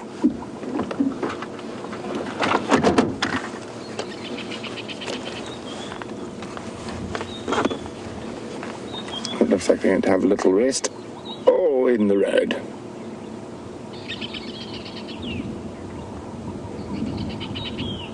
So only 5 individuals left in this pride now. The 5th one is away mating with a Birmingham male.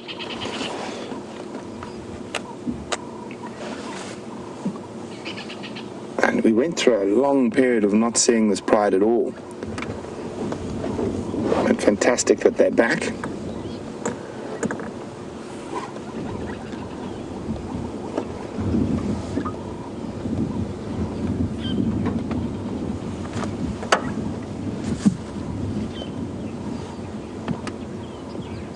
This Lapa is wondering, how is the lioness with the limp? Well, this, I didn't notice any particular limp, and it's very common to see lions limping or being a bit stiff. Being a lion is not the easiest job in the world, and especially when you're hunting large creatures like buffalo, they often pick up little injuries, but their constitution is so amazing that they recover really quickly from them. You can see a little bit of social grooming happening at the moment. Very important in any social predators' routines, because quite often with lions they forget that they're friends while they're eating, and they will literally beat the absolute snot out of each other. Afterwards it's time for a bit of tender loving care to reaffirm those pride bonds.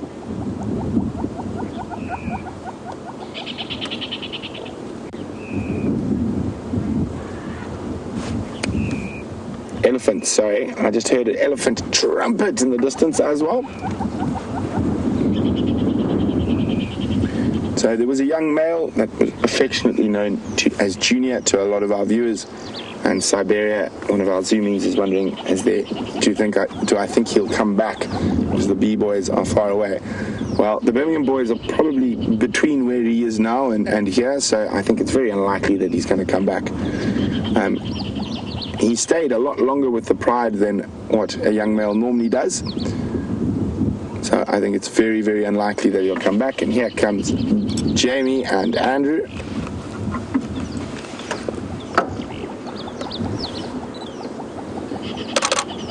I'm just snapping a few pictures.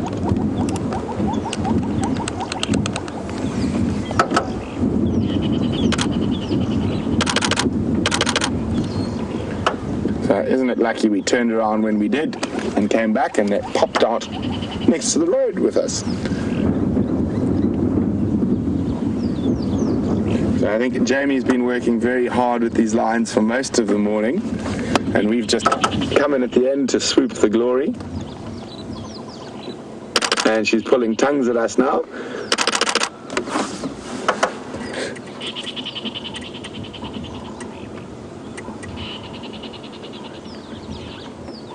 Jamie has worked incredibly hard to find these lions, so I think I'm going to leave her with the lions, and I'm going to go follow up on those elephants we heard trumpeting.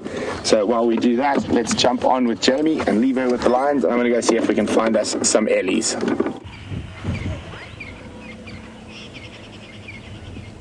Good morning, ladies. And Brent, oh, is he leaving? Not entirely sure he did find them. Oh well. I was going to go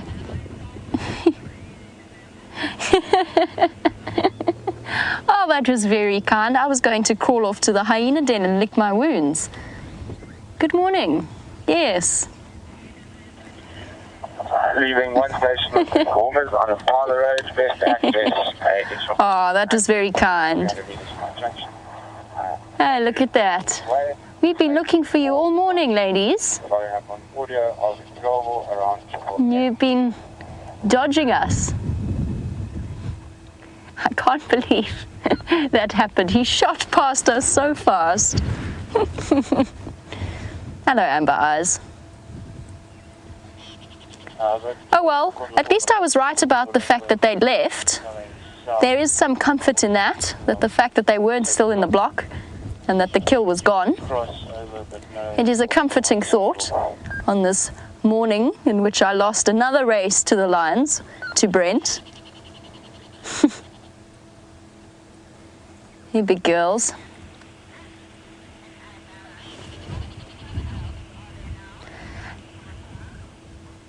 Nice to see the 4 of them together again. Last time I saw them, it was only 3. And Ashley, who's watching in Alabama, you were wondering how many sub-adults there are within the Nkuhuma Pride now. So in front of us, oh, she's so gorgeous, that lion. Those eyes are incredibly striking. Look at you, beautiful thing. Ashley, you were wondering about the sub-adults. Now the 4 of them it's a combination of 3 adults and 1 sub-adult female. I think it's the one at the back behind Amber Eyes that is the sub-adult. Oh no, sorry, my mistake. I think it actually might be the one on the left. It's hard to tell when they're just a pile of flat lines. Yes, I think it's the one on the left. So actually there, when I first started working, rolling around, no, that's the adult. That must be the one behind. She's just hidden from me. When I first started, the Nkuhumas had 3 sub-adults, if you count Junior. So there was 1 sub-adult male and 2 sub-adult females. With the arrival of the Birmingham boys and the ensuing chaos, 1 adult female was killed and 1 of the sub-adult females was killed. Junior's now reached adult status and wandered off all on his own, and leaving behind 1 remaining sub-adult. So the Nkuhuma pride at the moment is 5 lions strong, 4 adults, 1 sub-adult female. The 1 adult is currently occupied elsewhere. I believe she was last seen on Nkuhuma, although she might be on Torchwood now, mating with 1 of the Birmingham boys. It's nice to see them so relaxed again.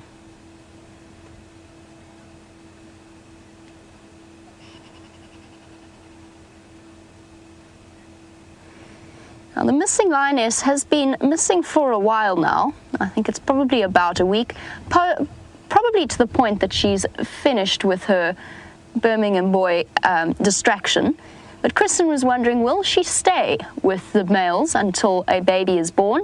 Why is she still with them? And I think there could be a couple of reasons for that. In answer to that, no, she won't.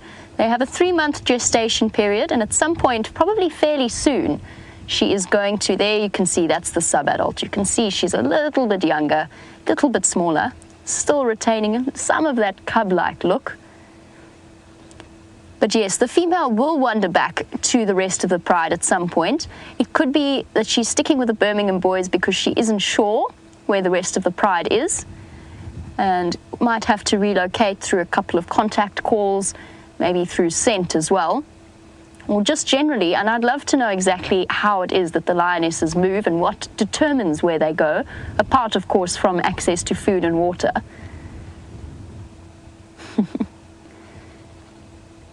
One decided that she is uncomfortable. Kevin Catfish? Oh, there's that scar. She's obviously had an encounter at some point. Luckily for us, Kevin Catfish's description has given us the hint, and we managed to realize what lions look like. So thank you, Kevin. Kevin has said, I told you that's what they look like.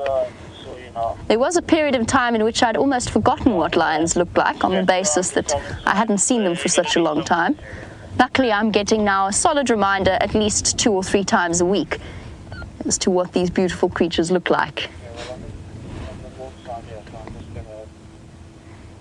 And apparently, James Richards is on it once again, and he's put up a wanted poster of the lions, along with the rewards offered, including shenanigans. It's wonderful. I'm so glad I can rely on you guys to jump on board with the strange twists and turns that my mind sometimes takes us in. Hey, gorgeous. Keeping a close eye on us.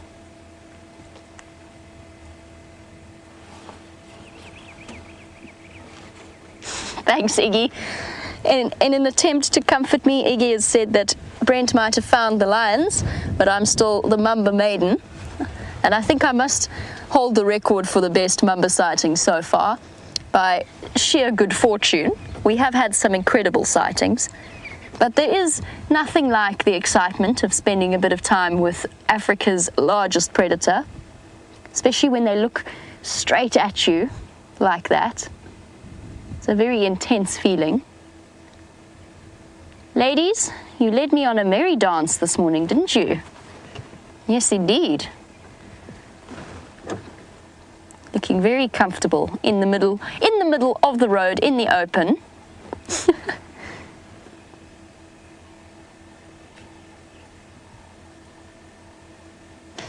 Now, Tony, you're looking at the lions, and so often our lion sightings are during the day, and I'm just going to reposition so that we've got a nice view of all 4 of them.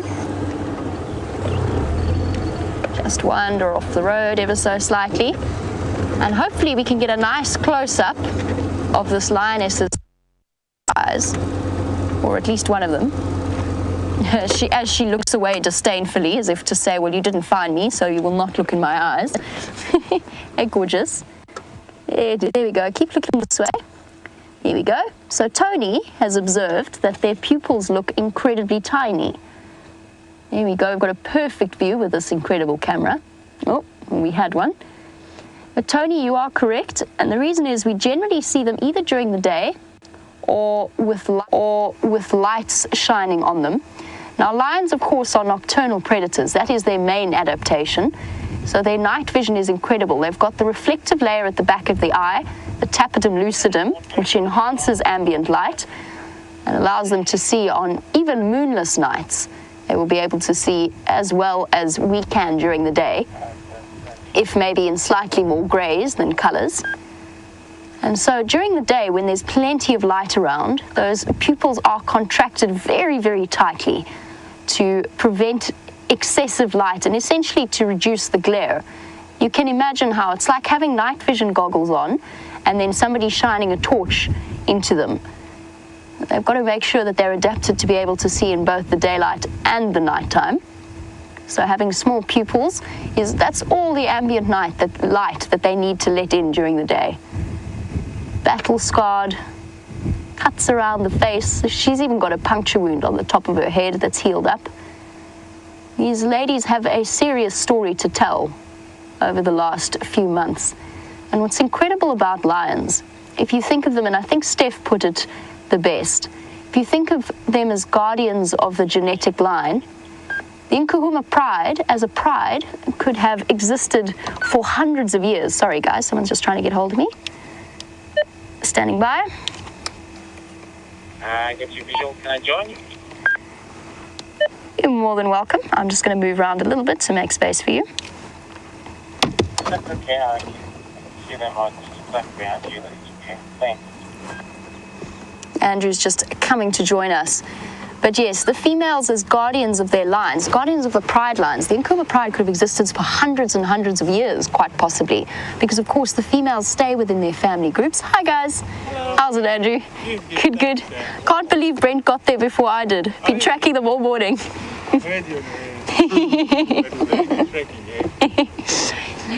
Anyway, so guardians of the lion. Imagine how many stories these lionesses have experienced over the hundreds of years that they've had a genetic line in existence.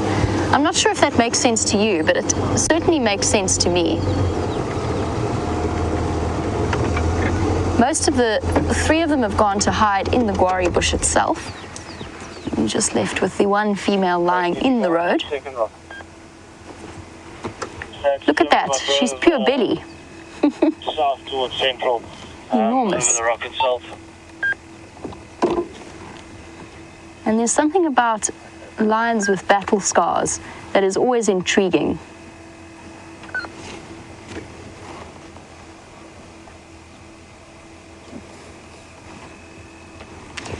Looking at these lionesses, they are, particularly with the Nkuhuma family, rather large females. They're very large, in fact. Their feet are absolutely enormous. And Golden King, you were wondering how large can a lion actually get? And the answer to that, there are certain areas where they are larger than others. And as far as I know, the Eastern African lions have the record for the largest ever recorded species. I believe for a male, it was somewhere around the 270 kilogram mark. And that puts it at about, what's that in pounds? About 540 odd pounds, maybe a little bit more. And for females, the record sits somewhere around 150 to 170 kilograms, which is absolutely enormous, 300 odd pounds. These lions probably weigh a little bit less, although with their bellies, I would say that they've added a good 10 or 20 kilograms onto their usual body weight. But it depends on the area that you're in, because I think the record for Kruger, which is the area that we're in now, the record male was about 240. So a little bit lighter than the one that was recorded in Tanzania. But of course, that's just the recorded sizes. They could well get bigger. Look at that belly. Maybe this is where all of the flies were coming from, Andrew. We were so close that we were surrounded by the straggler flies flying around our heads this morning.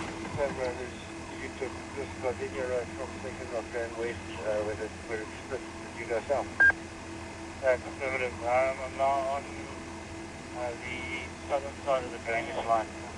Any tracks? Carry on.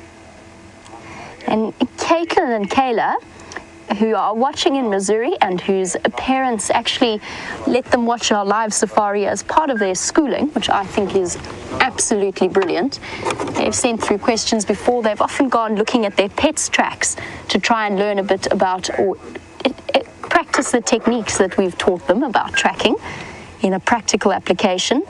Caitlin and Kayla are wondering, when does a cub become a sub-adult and when does a sub-adult become an adult? So generally with the cubs, I refer to them as a sub-adult at about 1.5 years old. There's different approaches by different organizations or different research organizations.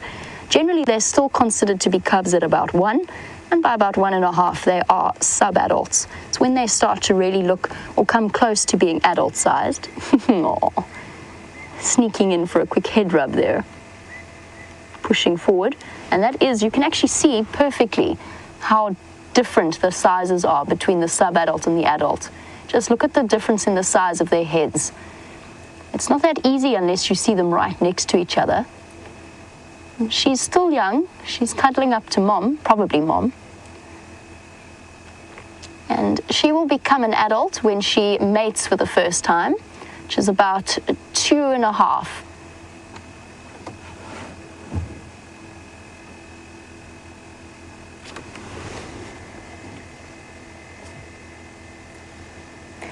Genevieve, watching these lionesses bond in this manner, and I'm going to try and keep from wobbling the car because every time I move, poor Andrew goes wobbly, and that's just because of the super zoom, and that's my fault.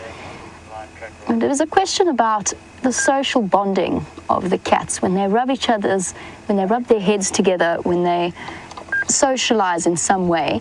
Does that release some kind of endorphin or hormonal response, for example, oxytocin? And the answer is yes, I think it does. I'm fairly certain that it does. I haven't read any studies that confirm it, but I would not be at all surprised if that kind of serotonin or oxytocin is released within their brains themselves. It's part of their entire bonding experience.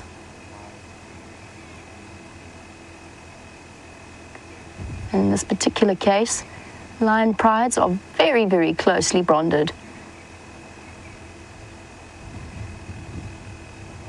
Well, we've found the lions, and we've got other exciting things to find. Apparently, Brent has found you probably one of the cutest animals that we get out here. So we heard those elephants trumpet while we were with the lions, and we've managed to find them. Unfortunately, they're just across in Sibambili, so not the best visuals, but there's a tiny little chap there. Very, very cute. Disappearing. There's another one about to come into frame to the left. And you can see the branch moving where it's feeding.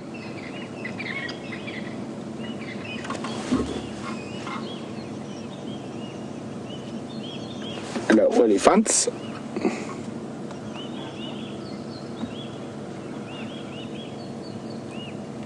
So we came looking for these elephants. It's also a really good area to look for shadow. A female leopard is dominant on Arathusa, so we've crossed into Arathusa, and we're on the Arathusa-Sibambili boundary at the moment. And those elephants are just in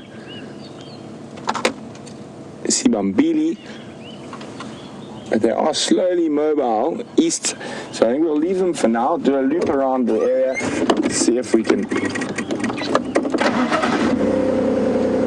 find some leopard tracks and give them some time to move on to Nkuhuma.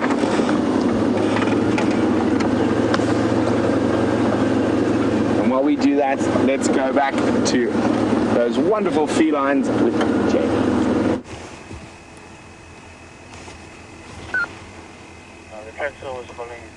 There we go.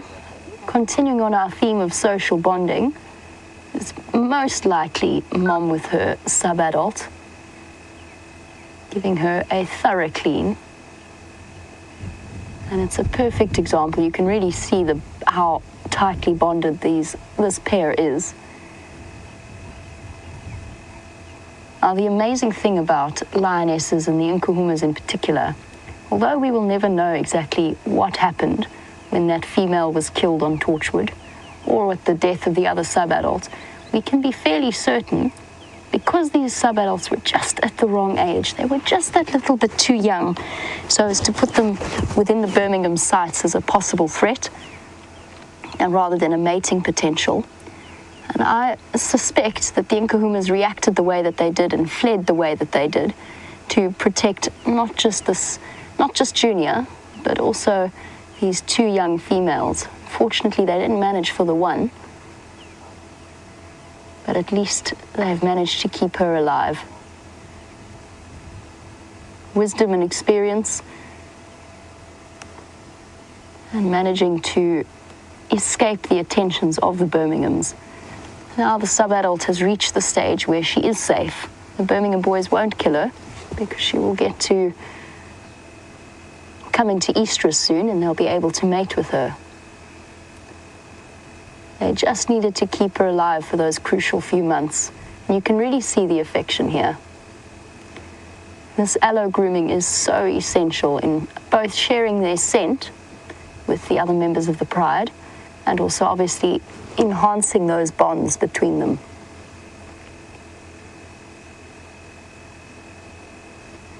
And no matter how scientific you want to be about it, you can't help but interpret this as affection.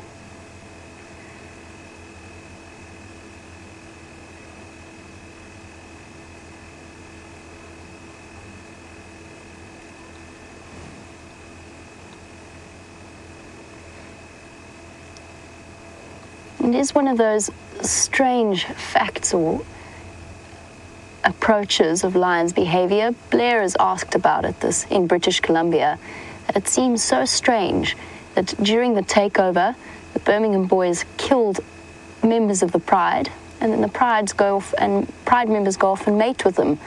And it's a strange dichotomy of lion life. It's one of those natural instinctive things. Oh, hairball. Trying to remove all of the hair that she's managed to collect on her tongue. Blair, it is one of those curious aspects, and it all sort of makes sense in our heads now. We've kind of come to the conclusion as to what really happened. But let's go back to the beginning for new viewers.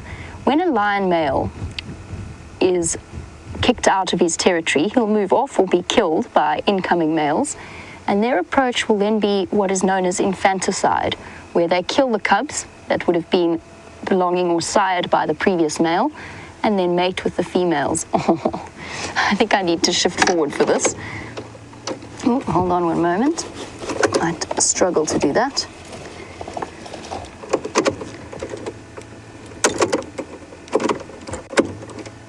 Oh. Rusty having one of her moments. Okay, in that case, we will sit exactly where we are for now, and I'll answer Blair's question because it is a very good one. So the males that come in will kill the cubs of the females and then bring the females back into estrus in that way. They don't want to invest any of their time or energy in raising and looking after cubs that are not their own, or at least protecting the territory in which those cubs grow up. So they kill the cubs in order to bring the females back into estrus. The females, in response to this, which is a very clever adaptation, will come into what's known as a false estrus, because you never know if those incomers are actually going to stick around, or if they're going to prove to be, or if they're going to be kicked out by other males coming in. So lionesses actually wait for a period of stability before they fall pregnant. And I think we have reached that stage with the Birmingham boys. Now, the interesting thing with those males was, and particularly with their interactions with the Nkuhuma pride, which is what Blair is talking about, they came in right at the point where the subadult females were, as I said, exactly at the wrong age. They were just that little bit too young, I think, for the Birmingham boys to consider them mating potentials and still think of them as cubs.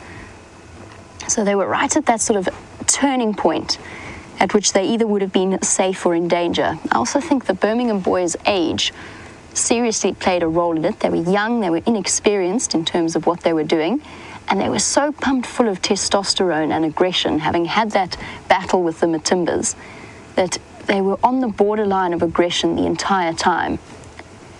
And I think what probably happened when that female was killed, and probably with the subadult as well, is it was either in defense of one of the subadults, or it was an argument over a kill that immediately turned violent, because the Birmingham boys, as I said, were so pumped up, full of testosterone and aggression in order to effect a takeover. And then immediately the female's response is to placate the males. So that's what that false estrus is for. To mate with them, to calm them down, essentially. You could almost view it that way. An instinctive way of saying, okay, we accept you as the dominant males. And then, after time, if the males prove themselves to be worthy of passing on the genetic line, if they prove to be solid protectors of the rest of the pride, and that is what they will be. The Birmingham boys from certain sectors were villainized for essentially acting instinctively as lions do. They've now established the territory. They're a powerful coalition, and they will prove to be very reliable fathers for the females. Not that they will look after the cubs necessarily, they might be patient with them, but they will provide them with security, meaning that they will protect the lionesses' cubs from any other marauding males and keep them out of the territory, and provide the females essentially with a secure living environment and some good genetics to pass on to the next generation. And speaking of the next generation, Brent seems to be on a roll with finding little animals to show you, so let's have a look at what he's found now.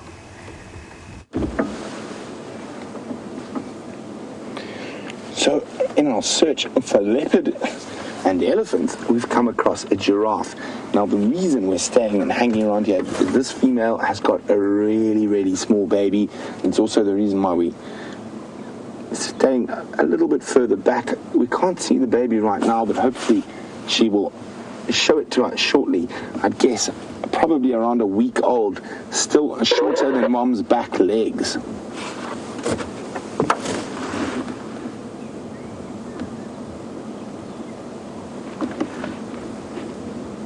And just trying to spot it through the bush around her legs. I think I can see a bit of movement. It's amazing that such a big animal disappears so easily into the surrounding bush.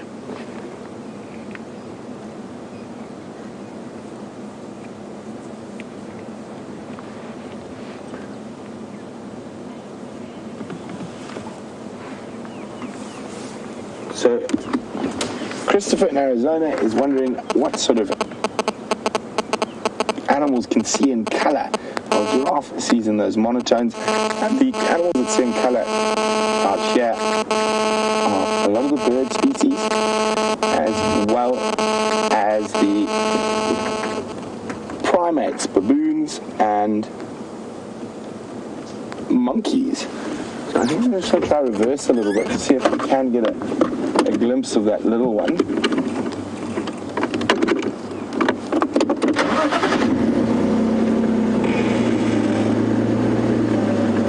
Just let me know if you see while I'm reversing.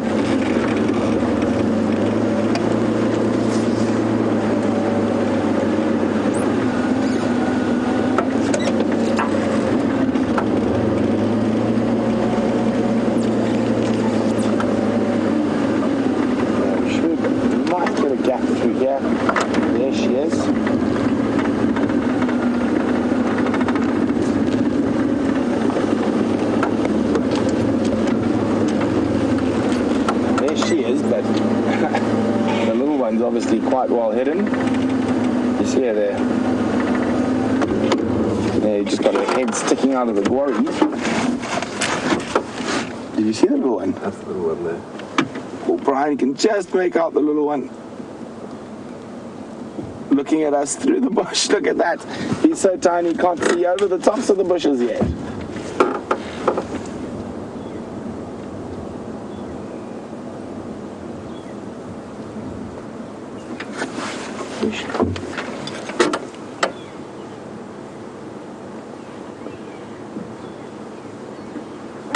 So small, the little guy there. unfortunately not the best visual, but she is a little bit nervous. As I said, that giraffe calf is very, very new.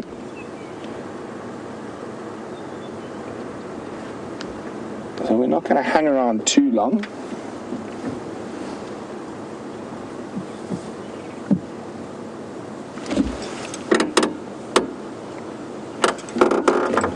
Sorry guys, just going to be on the Game Drive channel for a second.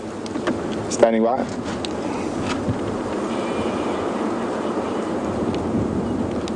I affirm, Andrew, they were at Sibombili Arethusa cut line, still inside Sibombili. If you go look now, they might have come out onto Triple M.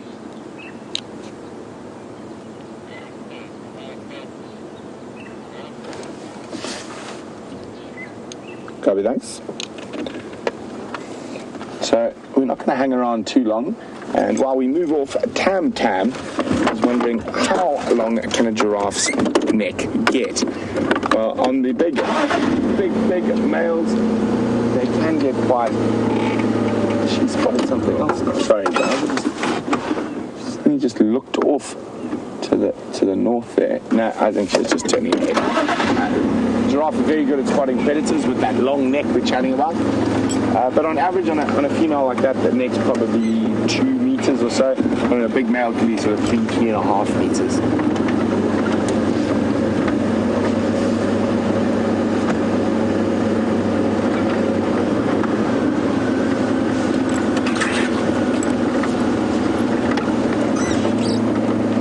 So a quick look for potential leopard tracks in this nice soft sand at the junction of the roads.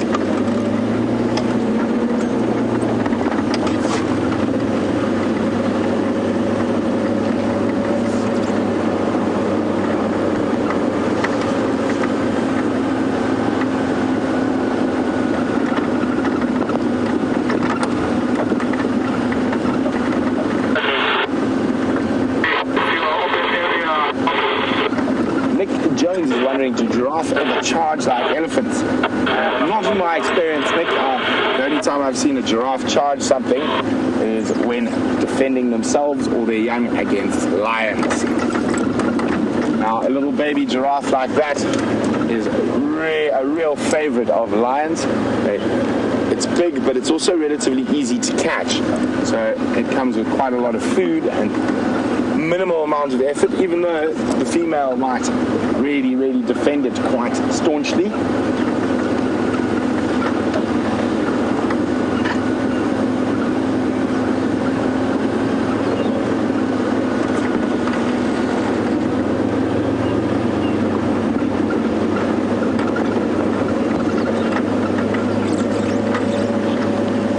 So shadow hasn't been seen for quite a while. I don't think tracks have ever been seen either. So just having a look around this area where there's a lot of drainage systems where she can hide out. Maybe we find a track coming in or out, and then we're going to loop back towards where those elephants are. If we get no luck here, hopefully they've moved out and into our Travis area.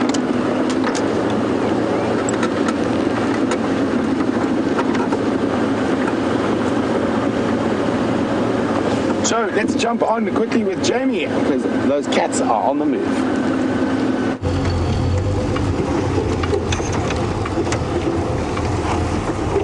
One thing I have noticed about the females, even though we found them lying in the road, is that they didn't seem terribly settled.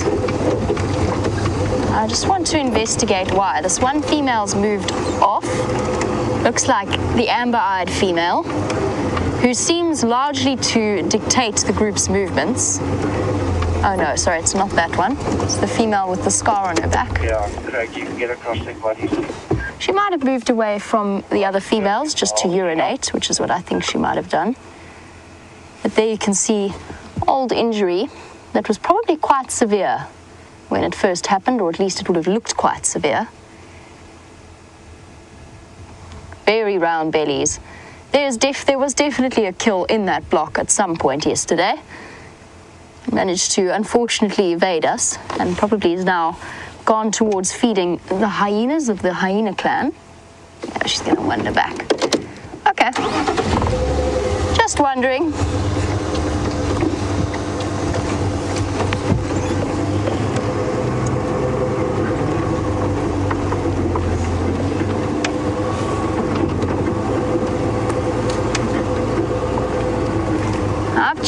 little bit about the size of the lions in answer to that question about what the biggest lion has ever been. And I've said that in certain areas, they are larger than others.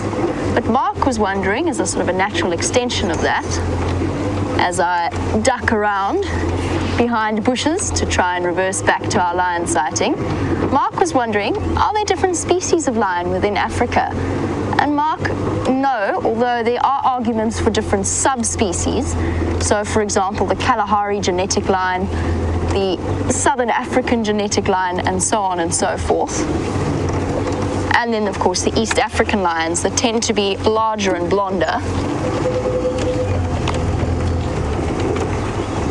Let's try and get the best possible view. It's all right, guys.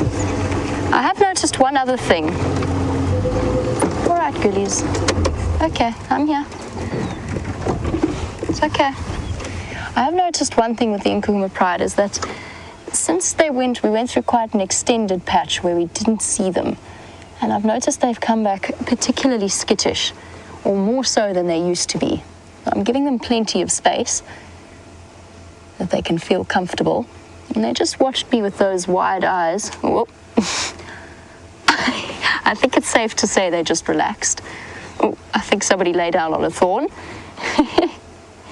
That didn't look very comfortable.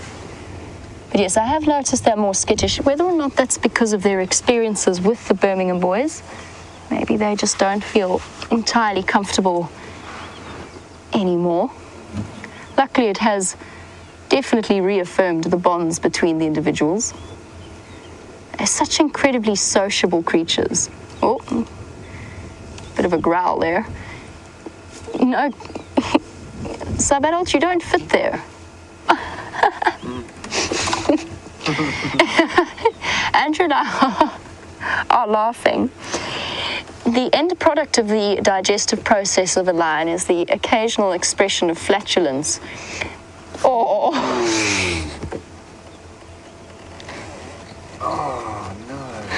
Oh, that's eye-wateringly bad. That really is quite... That was one serious expression of, how do I put it, intestinal processes at work. But what happened there was it was unexpected, and it gave the lions a fright. And they all jumped. I've seen zebras do that. I must admit that's the first time I've ever seen a lion fart and then get a fright. Very impressive.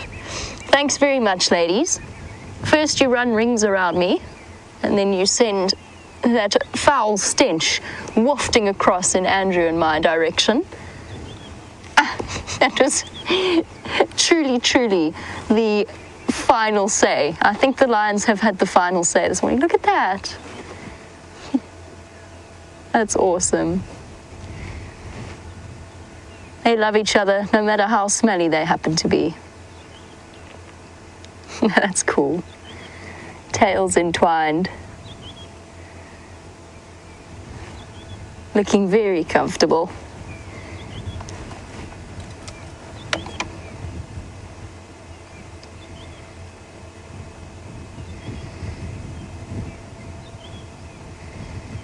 And Christopher in Arizona has asked a very good question. Speaking of affection and the social bonds between the animals, you're wondering, who do I think shows more affection towards their young?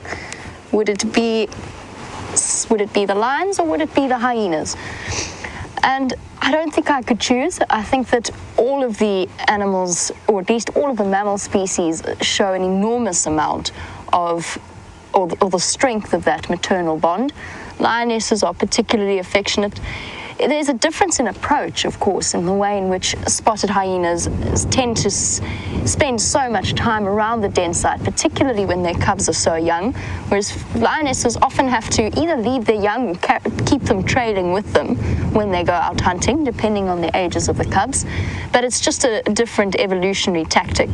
I don't think I could possibly say who shows more affection between lions and hyenas. What I will say is that there's a lot more respect from the other spotted hyenas, so not the mothers, particularly if she is a high-ranking female with therefore high-ranking cubs that have inherited her status. The other females tend to be a lot more careful around them. Whereas with lion prides, when you watch them feed, so for example, to carry on with that thought. So for example, spotted hyena cub at about, let's say, 8 to 10 months old, going towards a kill, mom is high ranking, the other adults will actually step back from the kill and those hyena cubs will have first access. Whereas with the lionesses, they lactate for a far shorter time than, for example, something like a hyena. So it's only a couple of months. And then when the cubs do start to feed at the carcasses, they actually really seriously get pushed around. I have seen cubs being swatted from side to side. I've seen them thrown to the ground by the other adults. Nobody seems to really fight for their place at the carcass. They've just got to learn. It's a rough and tumble world if you're a lion cub. Hyenas have got a much more extended period of time with just their mother's attention. And then if they've inherited a high status, then they get first access to the kills. But for any mammal species, that maternal bond is very powerful. You see it within the wildebeest even, and the impala species. I would say strongest maternal bonds are probably those of elephants, and that's partly because of their emotional and social development and the way that their brains are wired, and also the amount of time that they're going to spend looking after those youngsters. For mothers, they can spend 40 years. If a mother lives to 60 and her oldest daughter lives to 40, that's the space of 40 years that they've spent together, really reaffirming those bonds. And even if the female has other calves, those bonds will still be in place. I think that's probably one of the strongest. Rhino maybe as well, to an extent, just because they also spend about a year and a half with their youngsters before the next, and 3 years until the next calf is born. Oh my word, the smell is still wafting gently in our direction.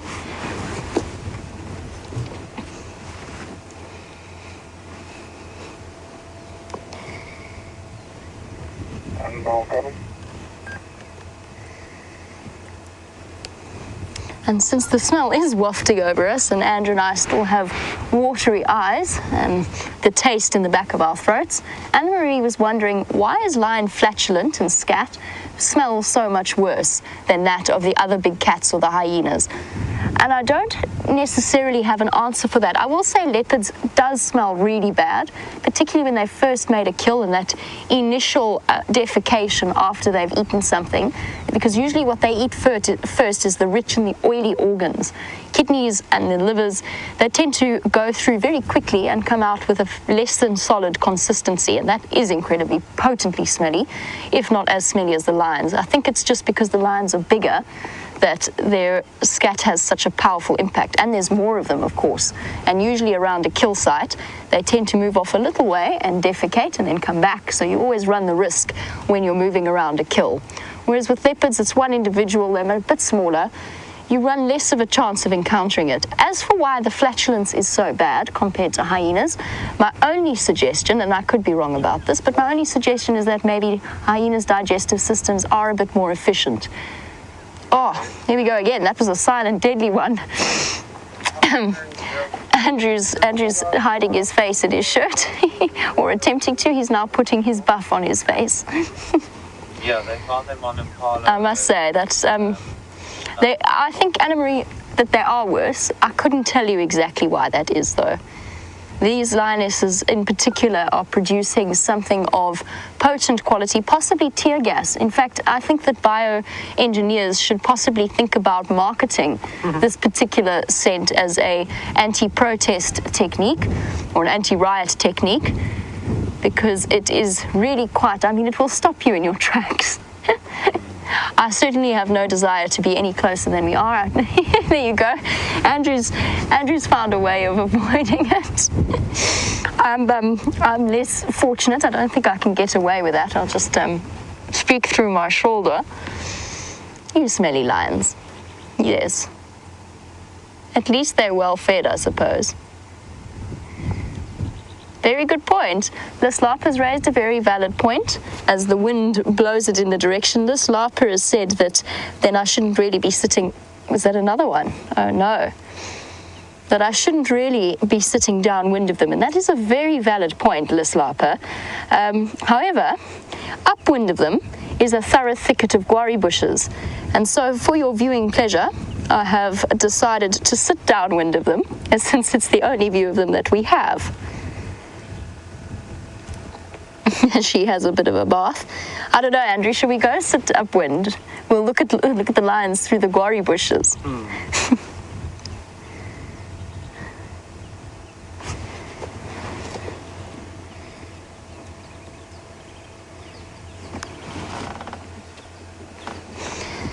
And as she has a really good clean, Marcel has noticed that the lionesses actually have faint spots when we see them in the sun. And the most clearly that you will see it, unfortunately she's hiding away at the moment, but you'll see that most clearly on the subadult. And Marcel, lions do have spots around them. Generally they tend to fade with age. The cubs are born not spotty like a leopard cub, spotty, but they are born with spots. It's a way of enhancing their camouflage, particularly, as I said, since mothers often need to leave them hiding away when they're young. It's a way of just keeping them, adding a little bit to their protection. And those spots over time will start to fade, but they're most commonly seen around the belly area. Unfortunately, not terribly clear in this particular light.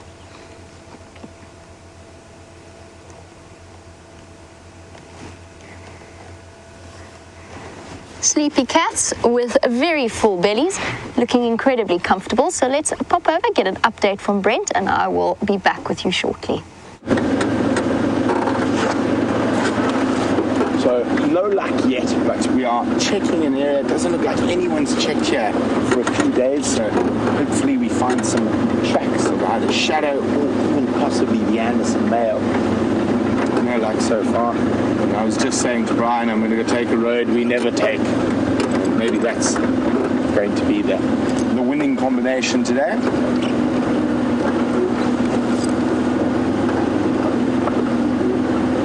So we've checked the Marikeni drainage, nothing happening there.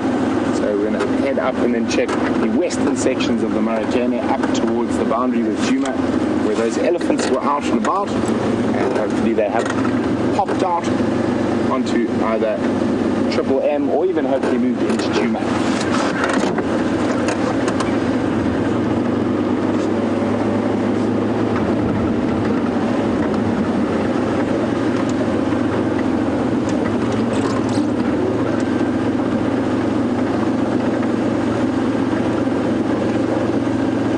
So Nkuhuma Walla is wondering, what part of South Africa do the Bushmen live? Or is it Namibia? Well, they live in both Namibia and South Africa, as well as Botswana and southern Angola. But historically, about 10 to 15,000 years ago, the Bushmen lived throughout South Africa, Namibia and Botswana. And only when the Nguni tribes migrated from up north, they then pushed the Bushmen into the deserts. So the Bushmen used to live everywhere. They would have lived here, and there are Bushman paintings in the hills around here, but only about 10 to 15,000 years ago, when the Nguni tribes, so your Zulu, Xhosa, Tswana, Venda, Ndavene, etc., moved down from up north, did they actually push the Bushmen into the great desert areas, the areas that they didn't want for themselves.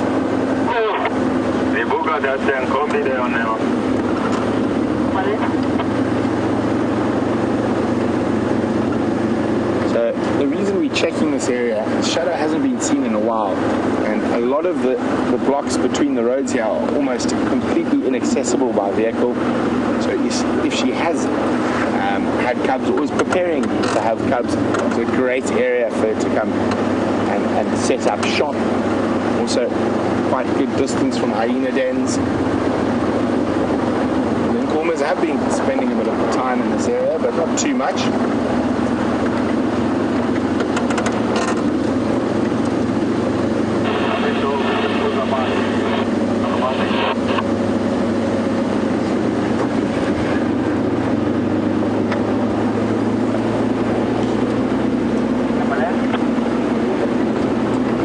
Very close to the area, speaking of cats, that Brian and I we're lucky enough to catch the first serval ever on Live Drive. So I definitely say if we can't find a leopard, I wouldn't say no to a serval.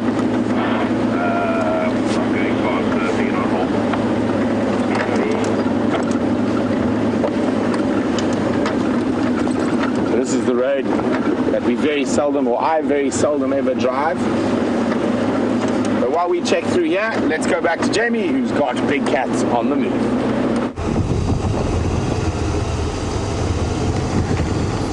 The good news is we have prospects of an upwind sighting as opposed to a downwind. The ladies have just got up and decided to move to a different patch of shade. As I said earlier, they are not as comfortable as the Nkuhumas that I knew when I first started working here. So I'm giving them plenty of personal space. I'm not following up right behind. Let's see if we can get a nice view of them.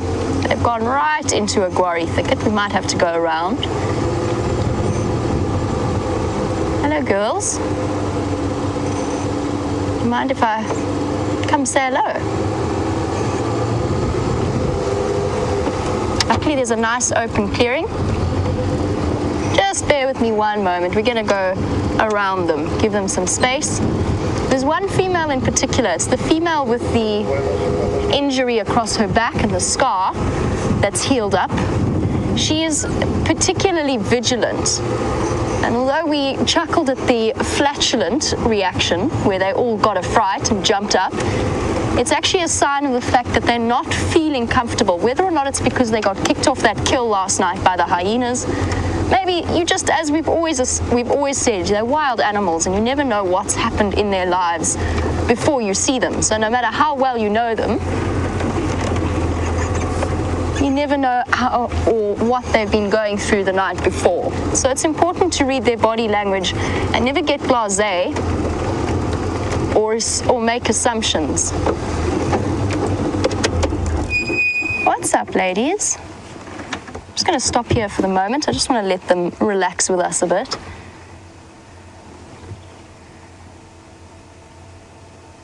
Definitely the female with the scar. I think it's the one on the right there that's looking at us. She's been the most uncomfortable. And even the gentlest tail flicks suggest to me that she's not very relaxed. Both Amber Eyes and that older female have been keeping a very, very close eye on us. And who knows? It could be the calls of other lions that set them on edge. Could be anything. It's just important to read the body language messages that they're sending us. There we go. Nice and relaxed again. That female's still keeping an eye on us. Station for you is Birmingham, Ngala, 1 Nkuhuma Mafazi. There we go. They're still mating. Just an update that's come through from Craig. The female is still mating with the Birmingham boys.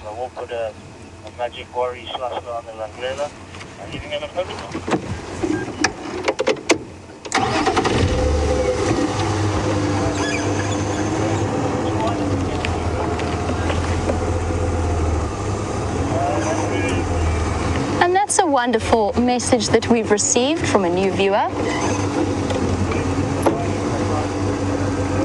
It's okay, girls. It's all right. You're okay. Just going to sit here, let them calm down a little bit. And Jan Bradford is a new viewer who is watching all the way in Ohio, and this is his second evening watching since he discovered the show. And it was Don Bradford watching and absolutely loving it, and he sent us a big thank you. Don, it's an absolute pleasure. Nothing brings us more joy than spending time in the way that we get to with these incredible animals. But also, there's one thing that you'll find that unites all guides, and that's the fact that we love to share it with other people. We love to share the love that we have for the places and the animals. It brings it a whole new aspect to the lives that we lead in the bush. So it's a pleasure, yeah? Don, you don't need to thank us. Just tell your friends, send through your questions, Let us know how you feel and any comments that you have to make, and we'll be thrilled to hear it. And for those of you joining us for the first time, or similar to Don, and you want to know how you can ask questions, you can do that on #SafariLive on Twitter, or you can email through to questions@wildearth.tv. We do love to hear from you. Now, when you do email through the questions, we will send through an automated reply, just to let you know that we have received them. That comes through to you automatically. And we do, I promise you, we read every single question that comes through.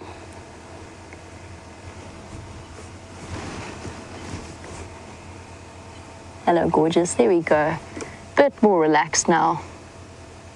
I think there is a chance that they were disrupted from their kill last night. Maybe the hyenas got there. It would be interesting. It's one of those fascinating things about coming out first thing in the morning, is that you really get to unravel the mysteries of the night before.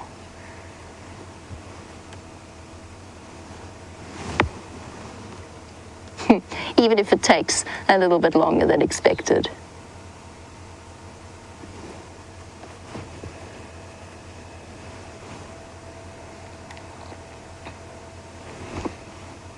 And these extraordinary cats are a perfect example of millions of years of evolutionary perfection, creating a living, breathing hunting machine. And Blaine would like to know a little bit more about the tools of the trade that the lions have to offer. He wants to know, how long can a claw grow? And Blaine, I've been fortunate enough to have a look at the paws of lions, and I have actually encountered a lion skeleton, a lion that died of natural causes. So I had a long look at those incredible structures that are the claws. They're tucked away now in the sheath to protect them from being blunted on the ground while they walk, and to stop them from getting covered in dirt. But hidden within those enormous feet are very powerful, very long claws. And Blaine, if you curve your thumb and have a look at the size of that, presumably with sort of the average man's hand, the dew claw of a lion is about that length. Thick and incredibly powerful. I love it when lions do that. They go and lie on top of each other and then get cross. And there's just a sort of a gentle growl, as if to say, hey, you're kind of lying on me. And then what's always entertaining with that is that the offending lion that's invaded the other's personal space then growls back, as if to say, listen, I'm coming to cuddle and you just have to deal with it. Oh. What? Don't chew the buffalo thorn. That's very silly.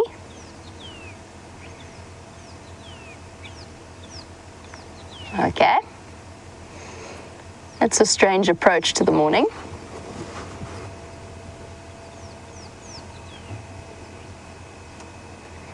She's now, buffalo thorns are one of the thorniest trees that we have out here. They've got sharp, tiny little dagger thorns. So why she's decided to nibble on the branch, I have to admit, escapes me. And every now and again she makes that face as if to clear a thorn out of her mouth or the delicate lining of her gums. Maybe she's got a sore tooth, is one option. Maybe she's just idly entertaining herself, is another. One of those weird aspects of lion behavior. I'm not entirely sure what she's doing. Now, of course, like domestic cats and dogs, lions will eat grass, and all predators will do it actually. They will eat grass, especially when they have upset stomachs or they've eaten something that disagrees with them, which actually is a lot of the time. They very often are feeling uncomfortable in the gastric department. But I don't know, I've never really seen one nibble on a buffalo thorn before. Maybe she just lay on it and it made her uncomfortable. Oh.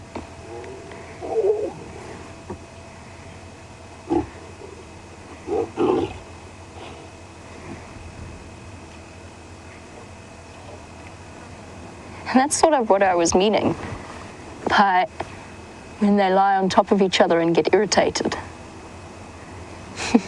And there was absolutely no real aggression there, as you can see, as they've settled down again, finding that buffalo thorn girl just won't let you rest. Maybe she's trying to find a good way of moving it.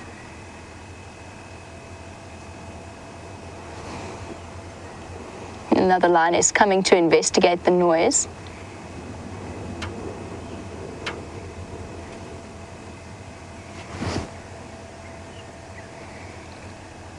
And a big hello to Logan, Charlotte, Diane, who are all Caitlin and Kayla's friends and are watching as well, which is fantastic news. I'm very glad to hear it. And Eli and Caleb as well, apparently. You guys are all watching and have been introduced to Safari Live. A big warm welcome. I hope you stay with us and keep watching, because every day is exciting and every day is new and different. Even when it's lions just scrapping with each other over the best position in the shade.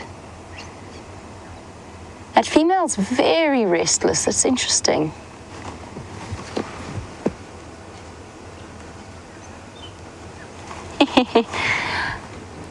And Amber Eyes seem to have lost interest in her buffalo thorn. Marcel has suggested that when there's no buffalo, you make do with a buffalo thorn. Maybe that is just what she's doing. I think, as far as I know, buffalo thorns do have pain-killing properties within their bark. Not very powerful, but I know that it has been utilized as a painkiller. Generally not the dried out old twigs, though. I think she just lay down on it and it was bugging her. And once again, we're left with only 3 females, with the other one moved off into a different patch of shade. Now, guys, I'm going to send you across to Brent for an update while we do a quick camera battery change, and we'll catch up with you in just a few moments. So not a sign of a leopard anywhere in this northwestern corner of Arathusa. So I'm going to head back to where those elephants were heading east towards Juma from Sibambili, and hopefully we'll have some ellies. I really want to get a nice good visual of one of that little baby that was playing around under Mom's belly that we could barely make out through the bush.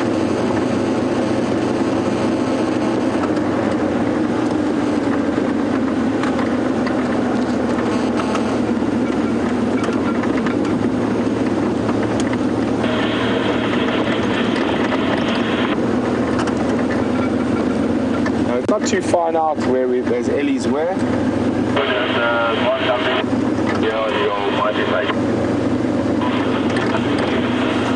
That's the Arathusa game drive radio you hear there. It's almost like, what would you say, Brian? Deciphering ancient Egyptian with the amount of that we hear on that.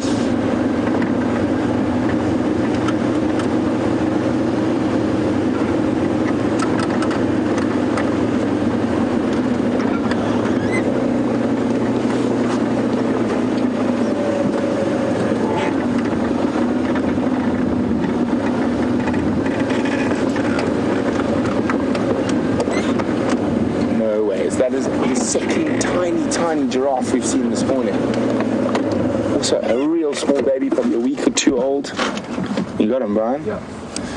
Can't see an adult around, and it's definitely not the same one we saw earlier.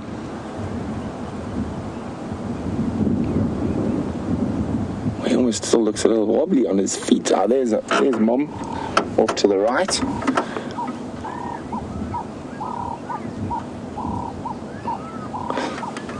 We're not going to go in there or push them too far. Kids tend to be a little bit nervous with very young babies. I'm just trying to see, can you see Mom, Brian? She's Right behind the bush. And it's amazing how an animal that size disappears. You can just see her camouflage there. There she is. Yeah, and we won't spend too much time. That's awesome. 2 new little baby giraffes.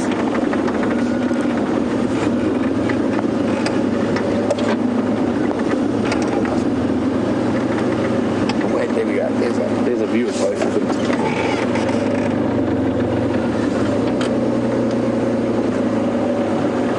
How's that, Brian?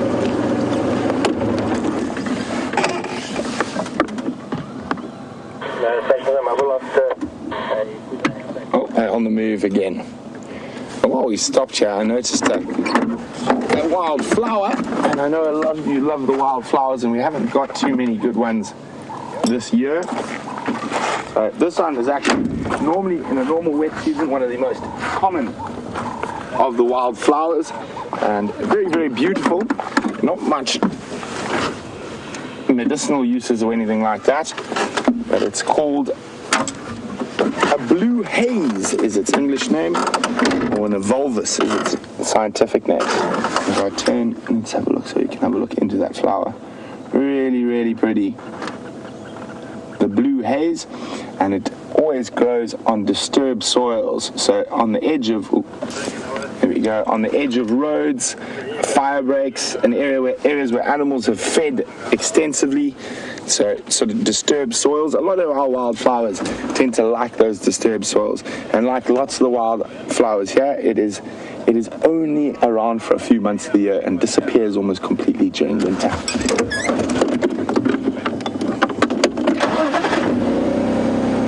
Now let's go see if we can find those elephants. Very successful drive so far. 2 baby giraffe, the Nkuhuma pride. Not the best view of ellies. We're hoping to rectify that. And of course, I love the blue flower.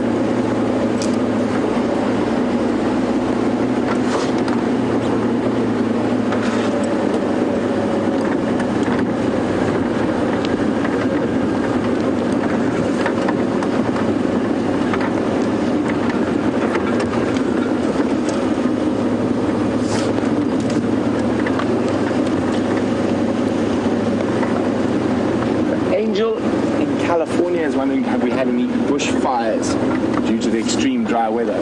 Not yet, Angel, and generally our fire season is from June onwards. Even though it is very dry, I still think it's a bit green for a fire to catch. And in the droughts, sometimes the fires are actually less dangerous because there's no grass to burn to actually ignite that intense heat. So I think we should be okay. Also, you must remember, a lot of fires out in Africa are controlled burns. They to emulate wildfires, but with a bit more control, obviously. But Africa, most of Africa outside of the rainforest and desert regions is what you would call a fire climax biome. So it actually needs fire, and fire is very good for it. So a lot of trees and grass species climax, so grow and seed at a much better rate after a fire and a bit of rain. And if you don't burn for too long, you get a lot of moribund vegetation, lots of dead grass and long grass that's very unpalatable to most of the animals.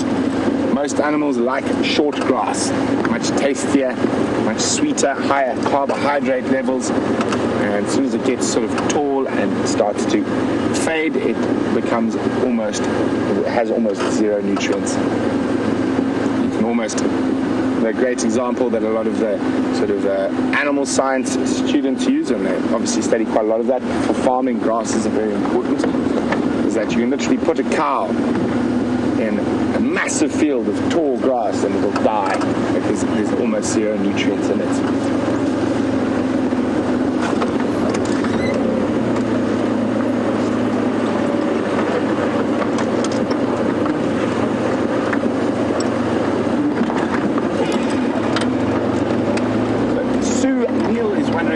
Does the drought last? Well, Sue, as long as it wants to.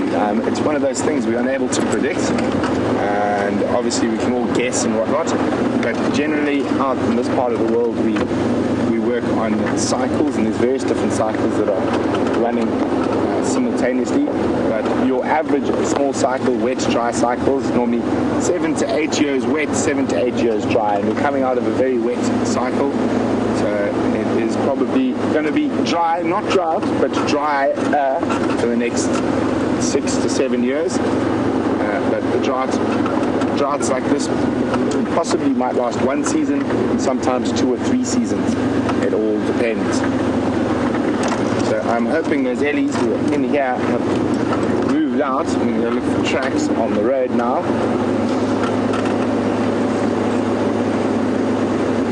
It didn't look like they were feeding in a rush, so that's why we took our time while we looped around, hoping for them to come back out. I'm not seeing any tracks coming across the road, so they might still be in that block to the west of us.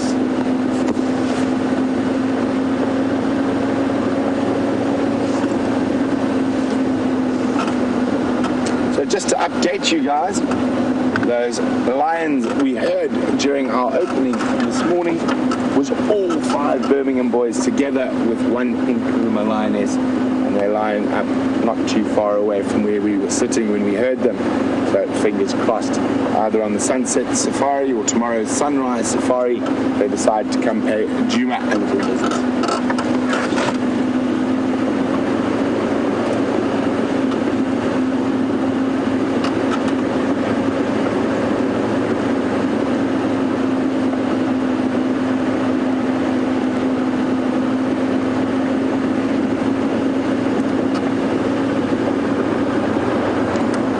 One of our zoomies, Jody, who's in New Mexico, and if I remember correctly, I think a jaguar was spotted in New Mexico recently, or was it Arizona? I'm not 100% sure, but great to see that those big cats are moving back into the United States of America from Mexico, reclaiming some of their territory that they've lost to people over the years.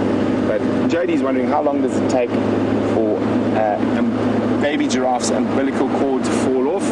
And it completely depends. Sometimes it can fall off within hours, sometimes a couple of days.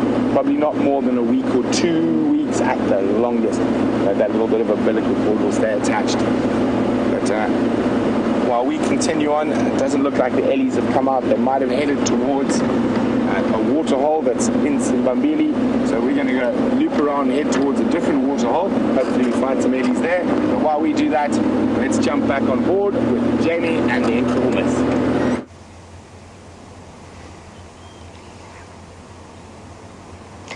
While Brent heads out on his pachyderm search, our lions are still quite comfortably cuddled together. And we've got a nice view of the spots on the sub-adult female. And we were talking about it earlier, and it's slightly clearer in this light. So Marcel, you were asking about, that you'd noticed that there were spots that you could see on the lions. It's much clearer on the sub-adult, although the adults do have faint remnants of them. But there you can see what Marcel was talking about, the spottiness, especially around their legs and their bellies. And that's one of the things that sets her apart as a sub-adult, although she is right at the cusp of becoming a fully fledged adult. She's already very much involved in their hunts and a crucial member of the pride. Well, they might be skittish as well because the wind is blowing. You can see that Amber Eyes' attention was, something caught her attention. Well, not for long though.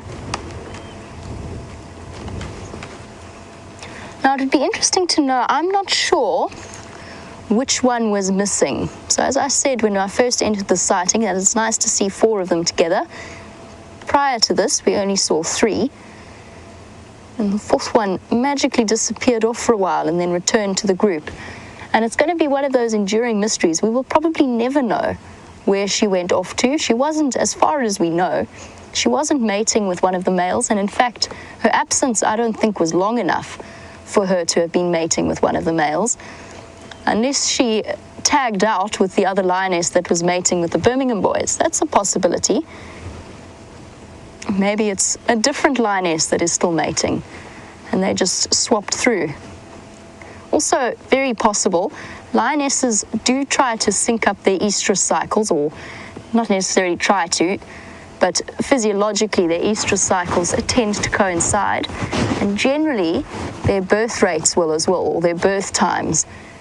And the reason behind that is it's essentially safety in numbers, And it makes sense to have the females have their babies at the same time. And different to spotted hyenas, having had that conversation about who is more caring or who shows more affection to their babies, what is interesting about lionesses is that they will allosuckle. So there are recorded cases where the female will feed the cubs of another female. So it's one of the reasons why it makes sense for them to have their babies at the same time. Just a theory. I have no idea whether or not they did swap out with the Birmingham boys.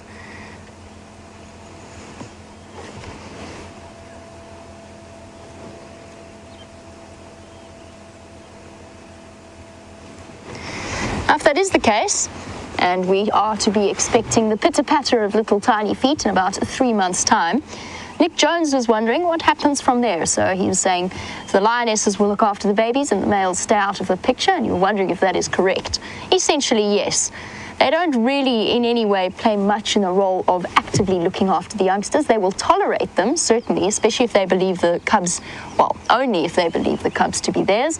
They'll allow the cubs, if they're hanging out with the females, they'll allow the cubs to play with them, sometimes let them crawl over their manes, catch and bite their tails, exhibiting a very tolerant behavior. That being said, they're not above giving them a good solid cuff across the ears if they do get a little bit too irritating. And of course, for the females, having the males around is an interesting one, because although they will have to give the main portion of their kill to the male fights them off and essentially takes most of it for himself.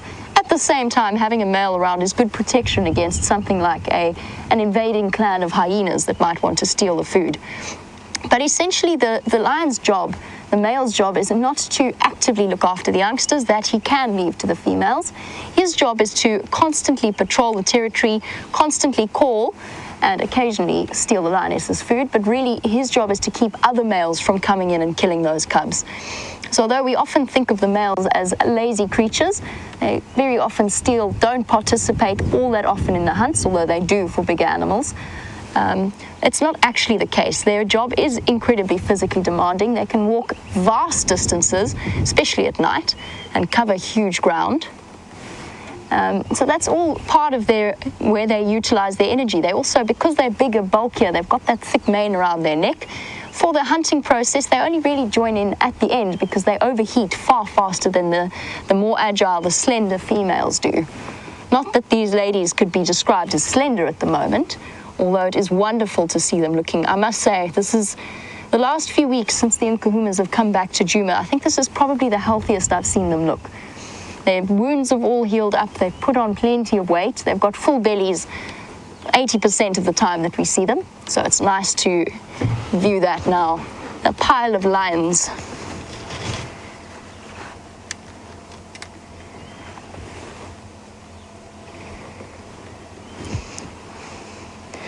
Now, the wonderful news is that Brent was on an elephant search, and apparently he has managed to locate them. So let's pop over to Sydney's dam and check them out.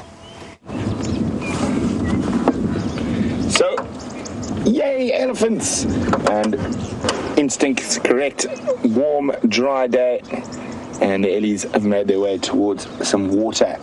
I'm hoping that they move towards us after they finish their drink. And they're busy giving.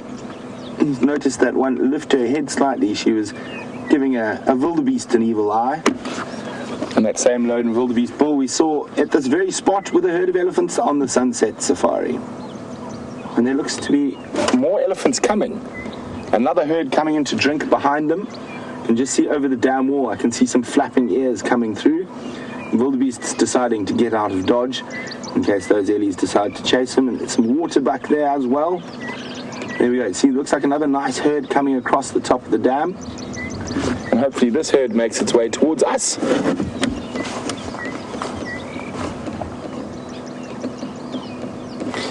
So they are going to be moving big distances at this time of the year. Or not at this time of the year normally, but with this current water and food situation. And they do need to eat massive amounts of food. An elephant cow probably needs to eat 160 kilograms of vegetable matter in a day. So yeah, I'm just going to call this on the radio. 2 kilometers of Ndlov at Sydney's Dam.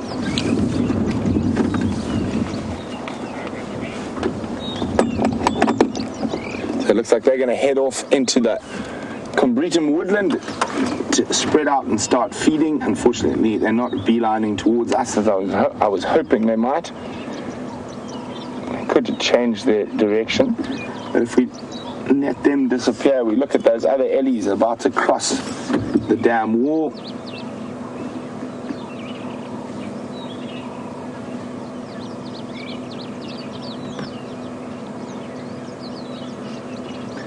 So this is a man-made waterhole. That's why it's a dam. You can see the elephants move around the dam wall, and Bear was wondering that.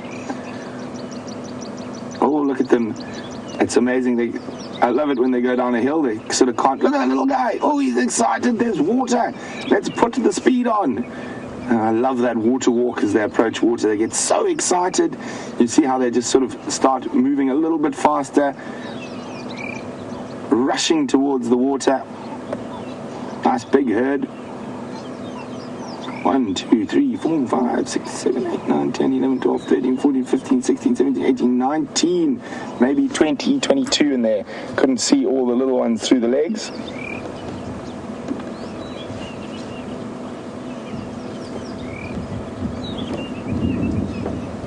And there's still a young bull coming up from the rear. I should join them shortly, walk into shot.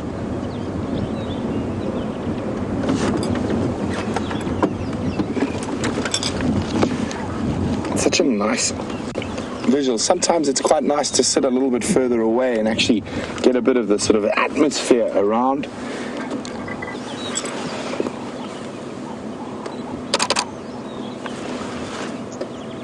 I can't help but snap a picture or two, and we can see some kudu walking into frame now, also probably on their way to have a drink.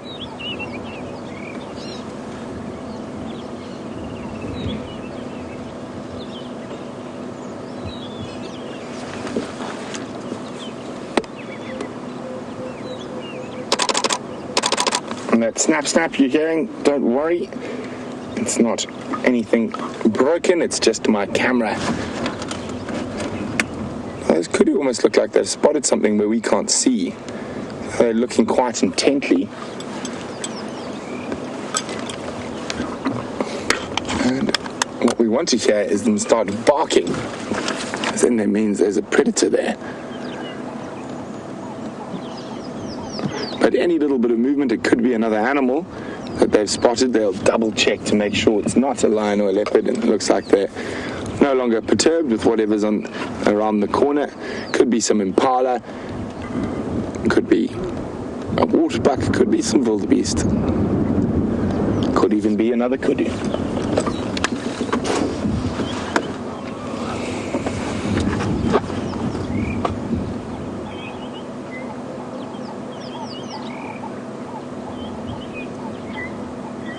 So guys, keep an eye on the Djuma Dam cam as it gets warmer today.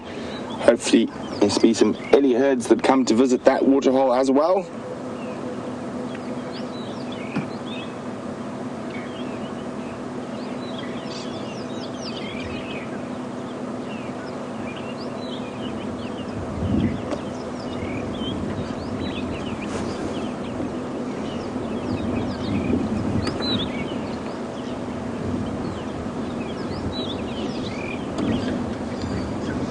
So we got a question from Motor City, Detroit.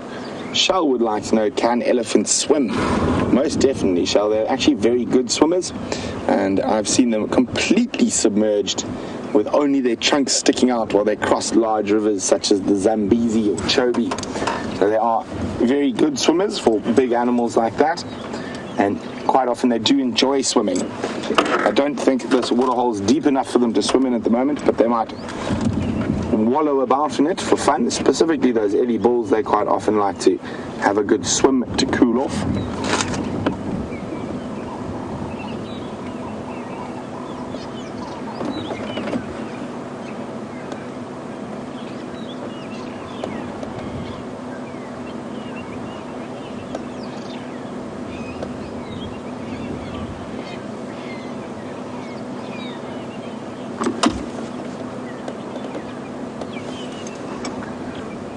So an elephant can hold up to about 8 liters of water in its trunk at one time.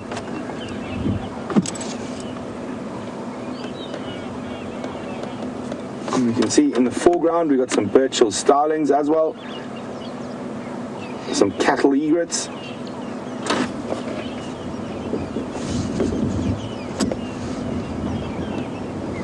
And Micah was wondering what those white birds are, and from here they look to be cattle egrets.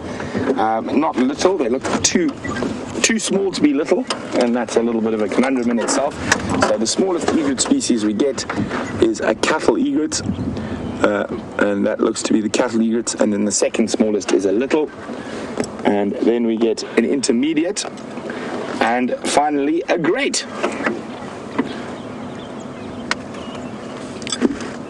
So I'm hoping one of those young bulls decides to have a splish splash.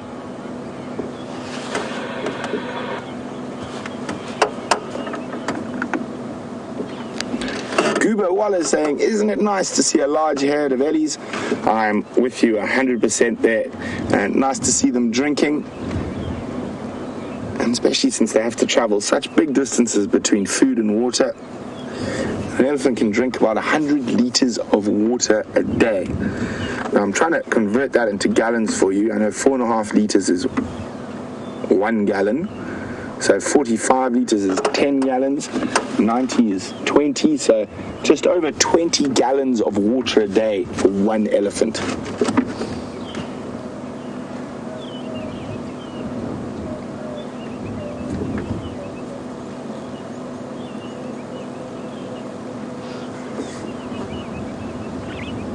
Now, Tag's wondering, did the first herd leave because they saw a second herd coming? Tag, I probably not. I think they had finished their drinking and they were moving off to go feed. So I don't think it's anything to do with the second herd arriving, their movement. There's a tiny little one in there.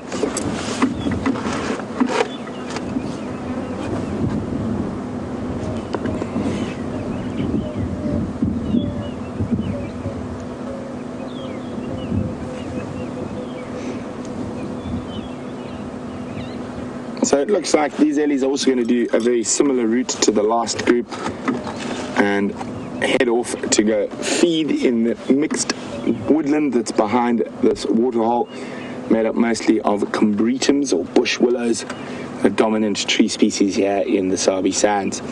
But what an exciting sunrise safari it's been, and lots of sightings, lots of good general game, and of course the Nkuhuma pride. So really great. And don't forget to join us on the sunset safari. It's going to be the J&J team, James and Jamie, and they'll be looking after you, and I'll only be back the next morning, but I'll probably be out on tracking team, seeing what else I can find.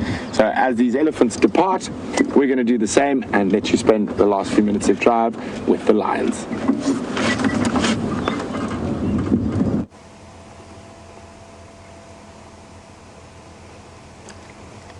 Well, ladies and gentlemen, there is nothing more satisfying after a hard morning's work of trying to find them, to sit with a pile of lions, all cuddled together in the shade, using each other as footrests, and just generally sharing body heat, which always astounds me because it must be phenomenally uncomfortable to all be squashed together like this. The temperature's already well up over the 30-degree mark, in my opinion. But they look perfectly content and happy. And the wonderful thing is, with such round bellies and so well fed, there is a good chance that they will still be here for our sunset safari this afternoon. Isn't that exciting prospects? I wonder why. It's still a mystery to me as to why that female on the right is so skittish and so separate from the rest of the group. Might even be worth sometime this evening paying a visit to the hyena den to find out what went on there and see if there's any sign of the remains of their kill that's been dragged back to the den.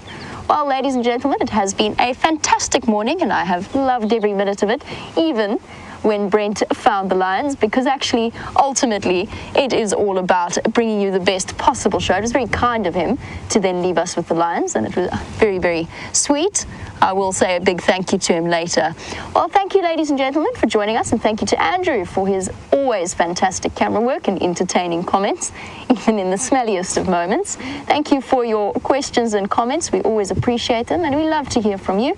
And the lovely ladies in final control, Kirsty and Jerry. We will catch up with you for the sunset safari this afternoon.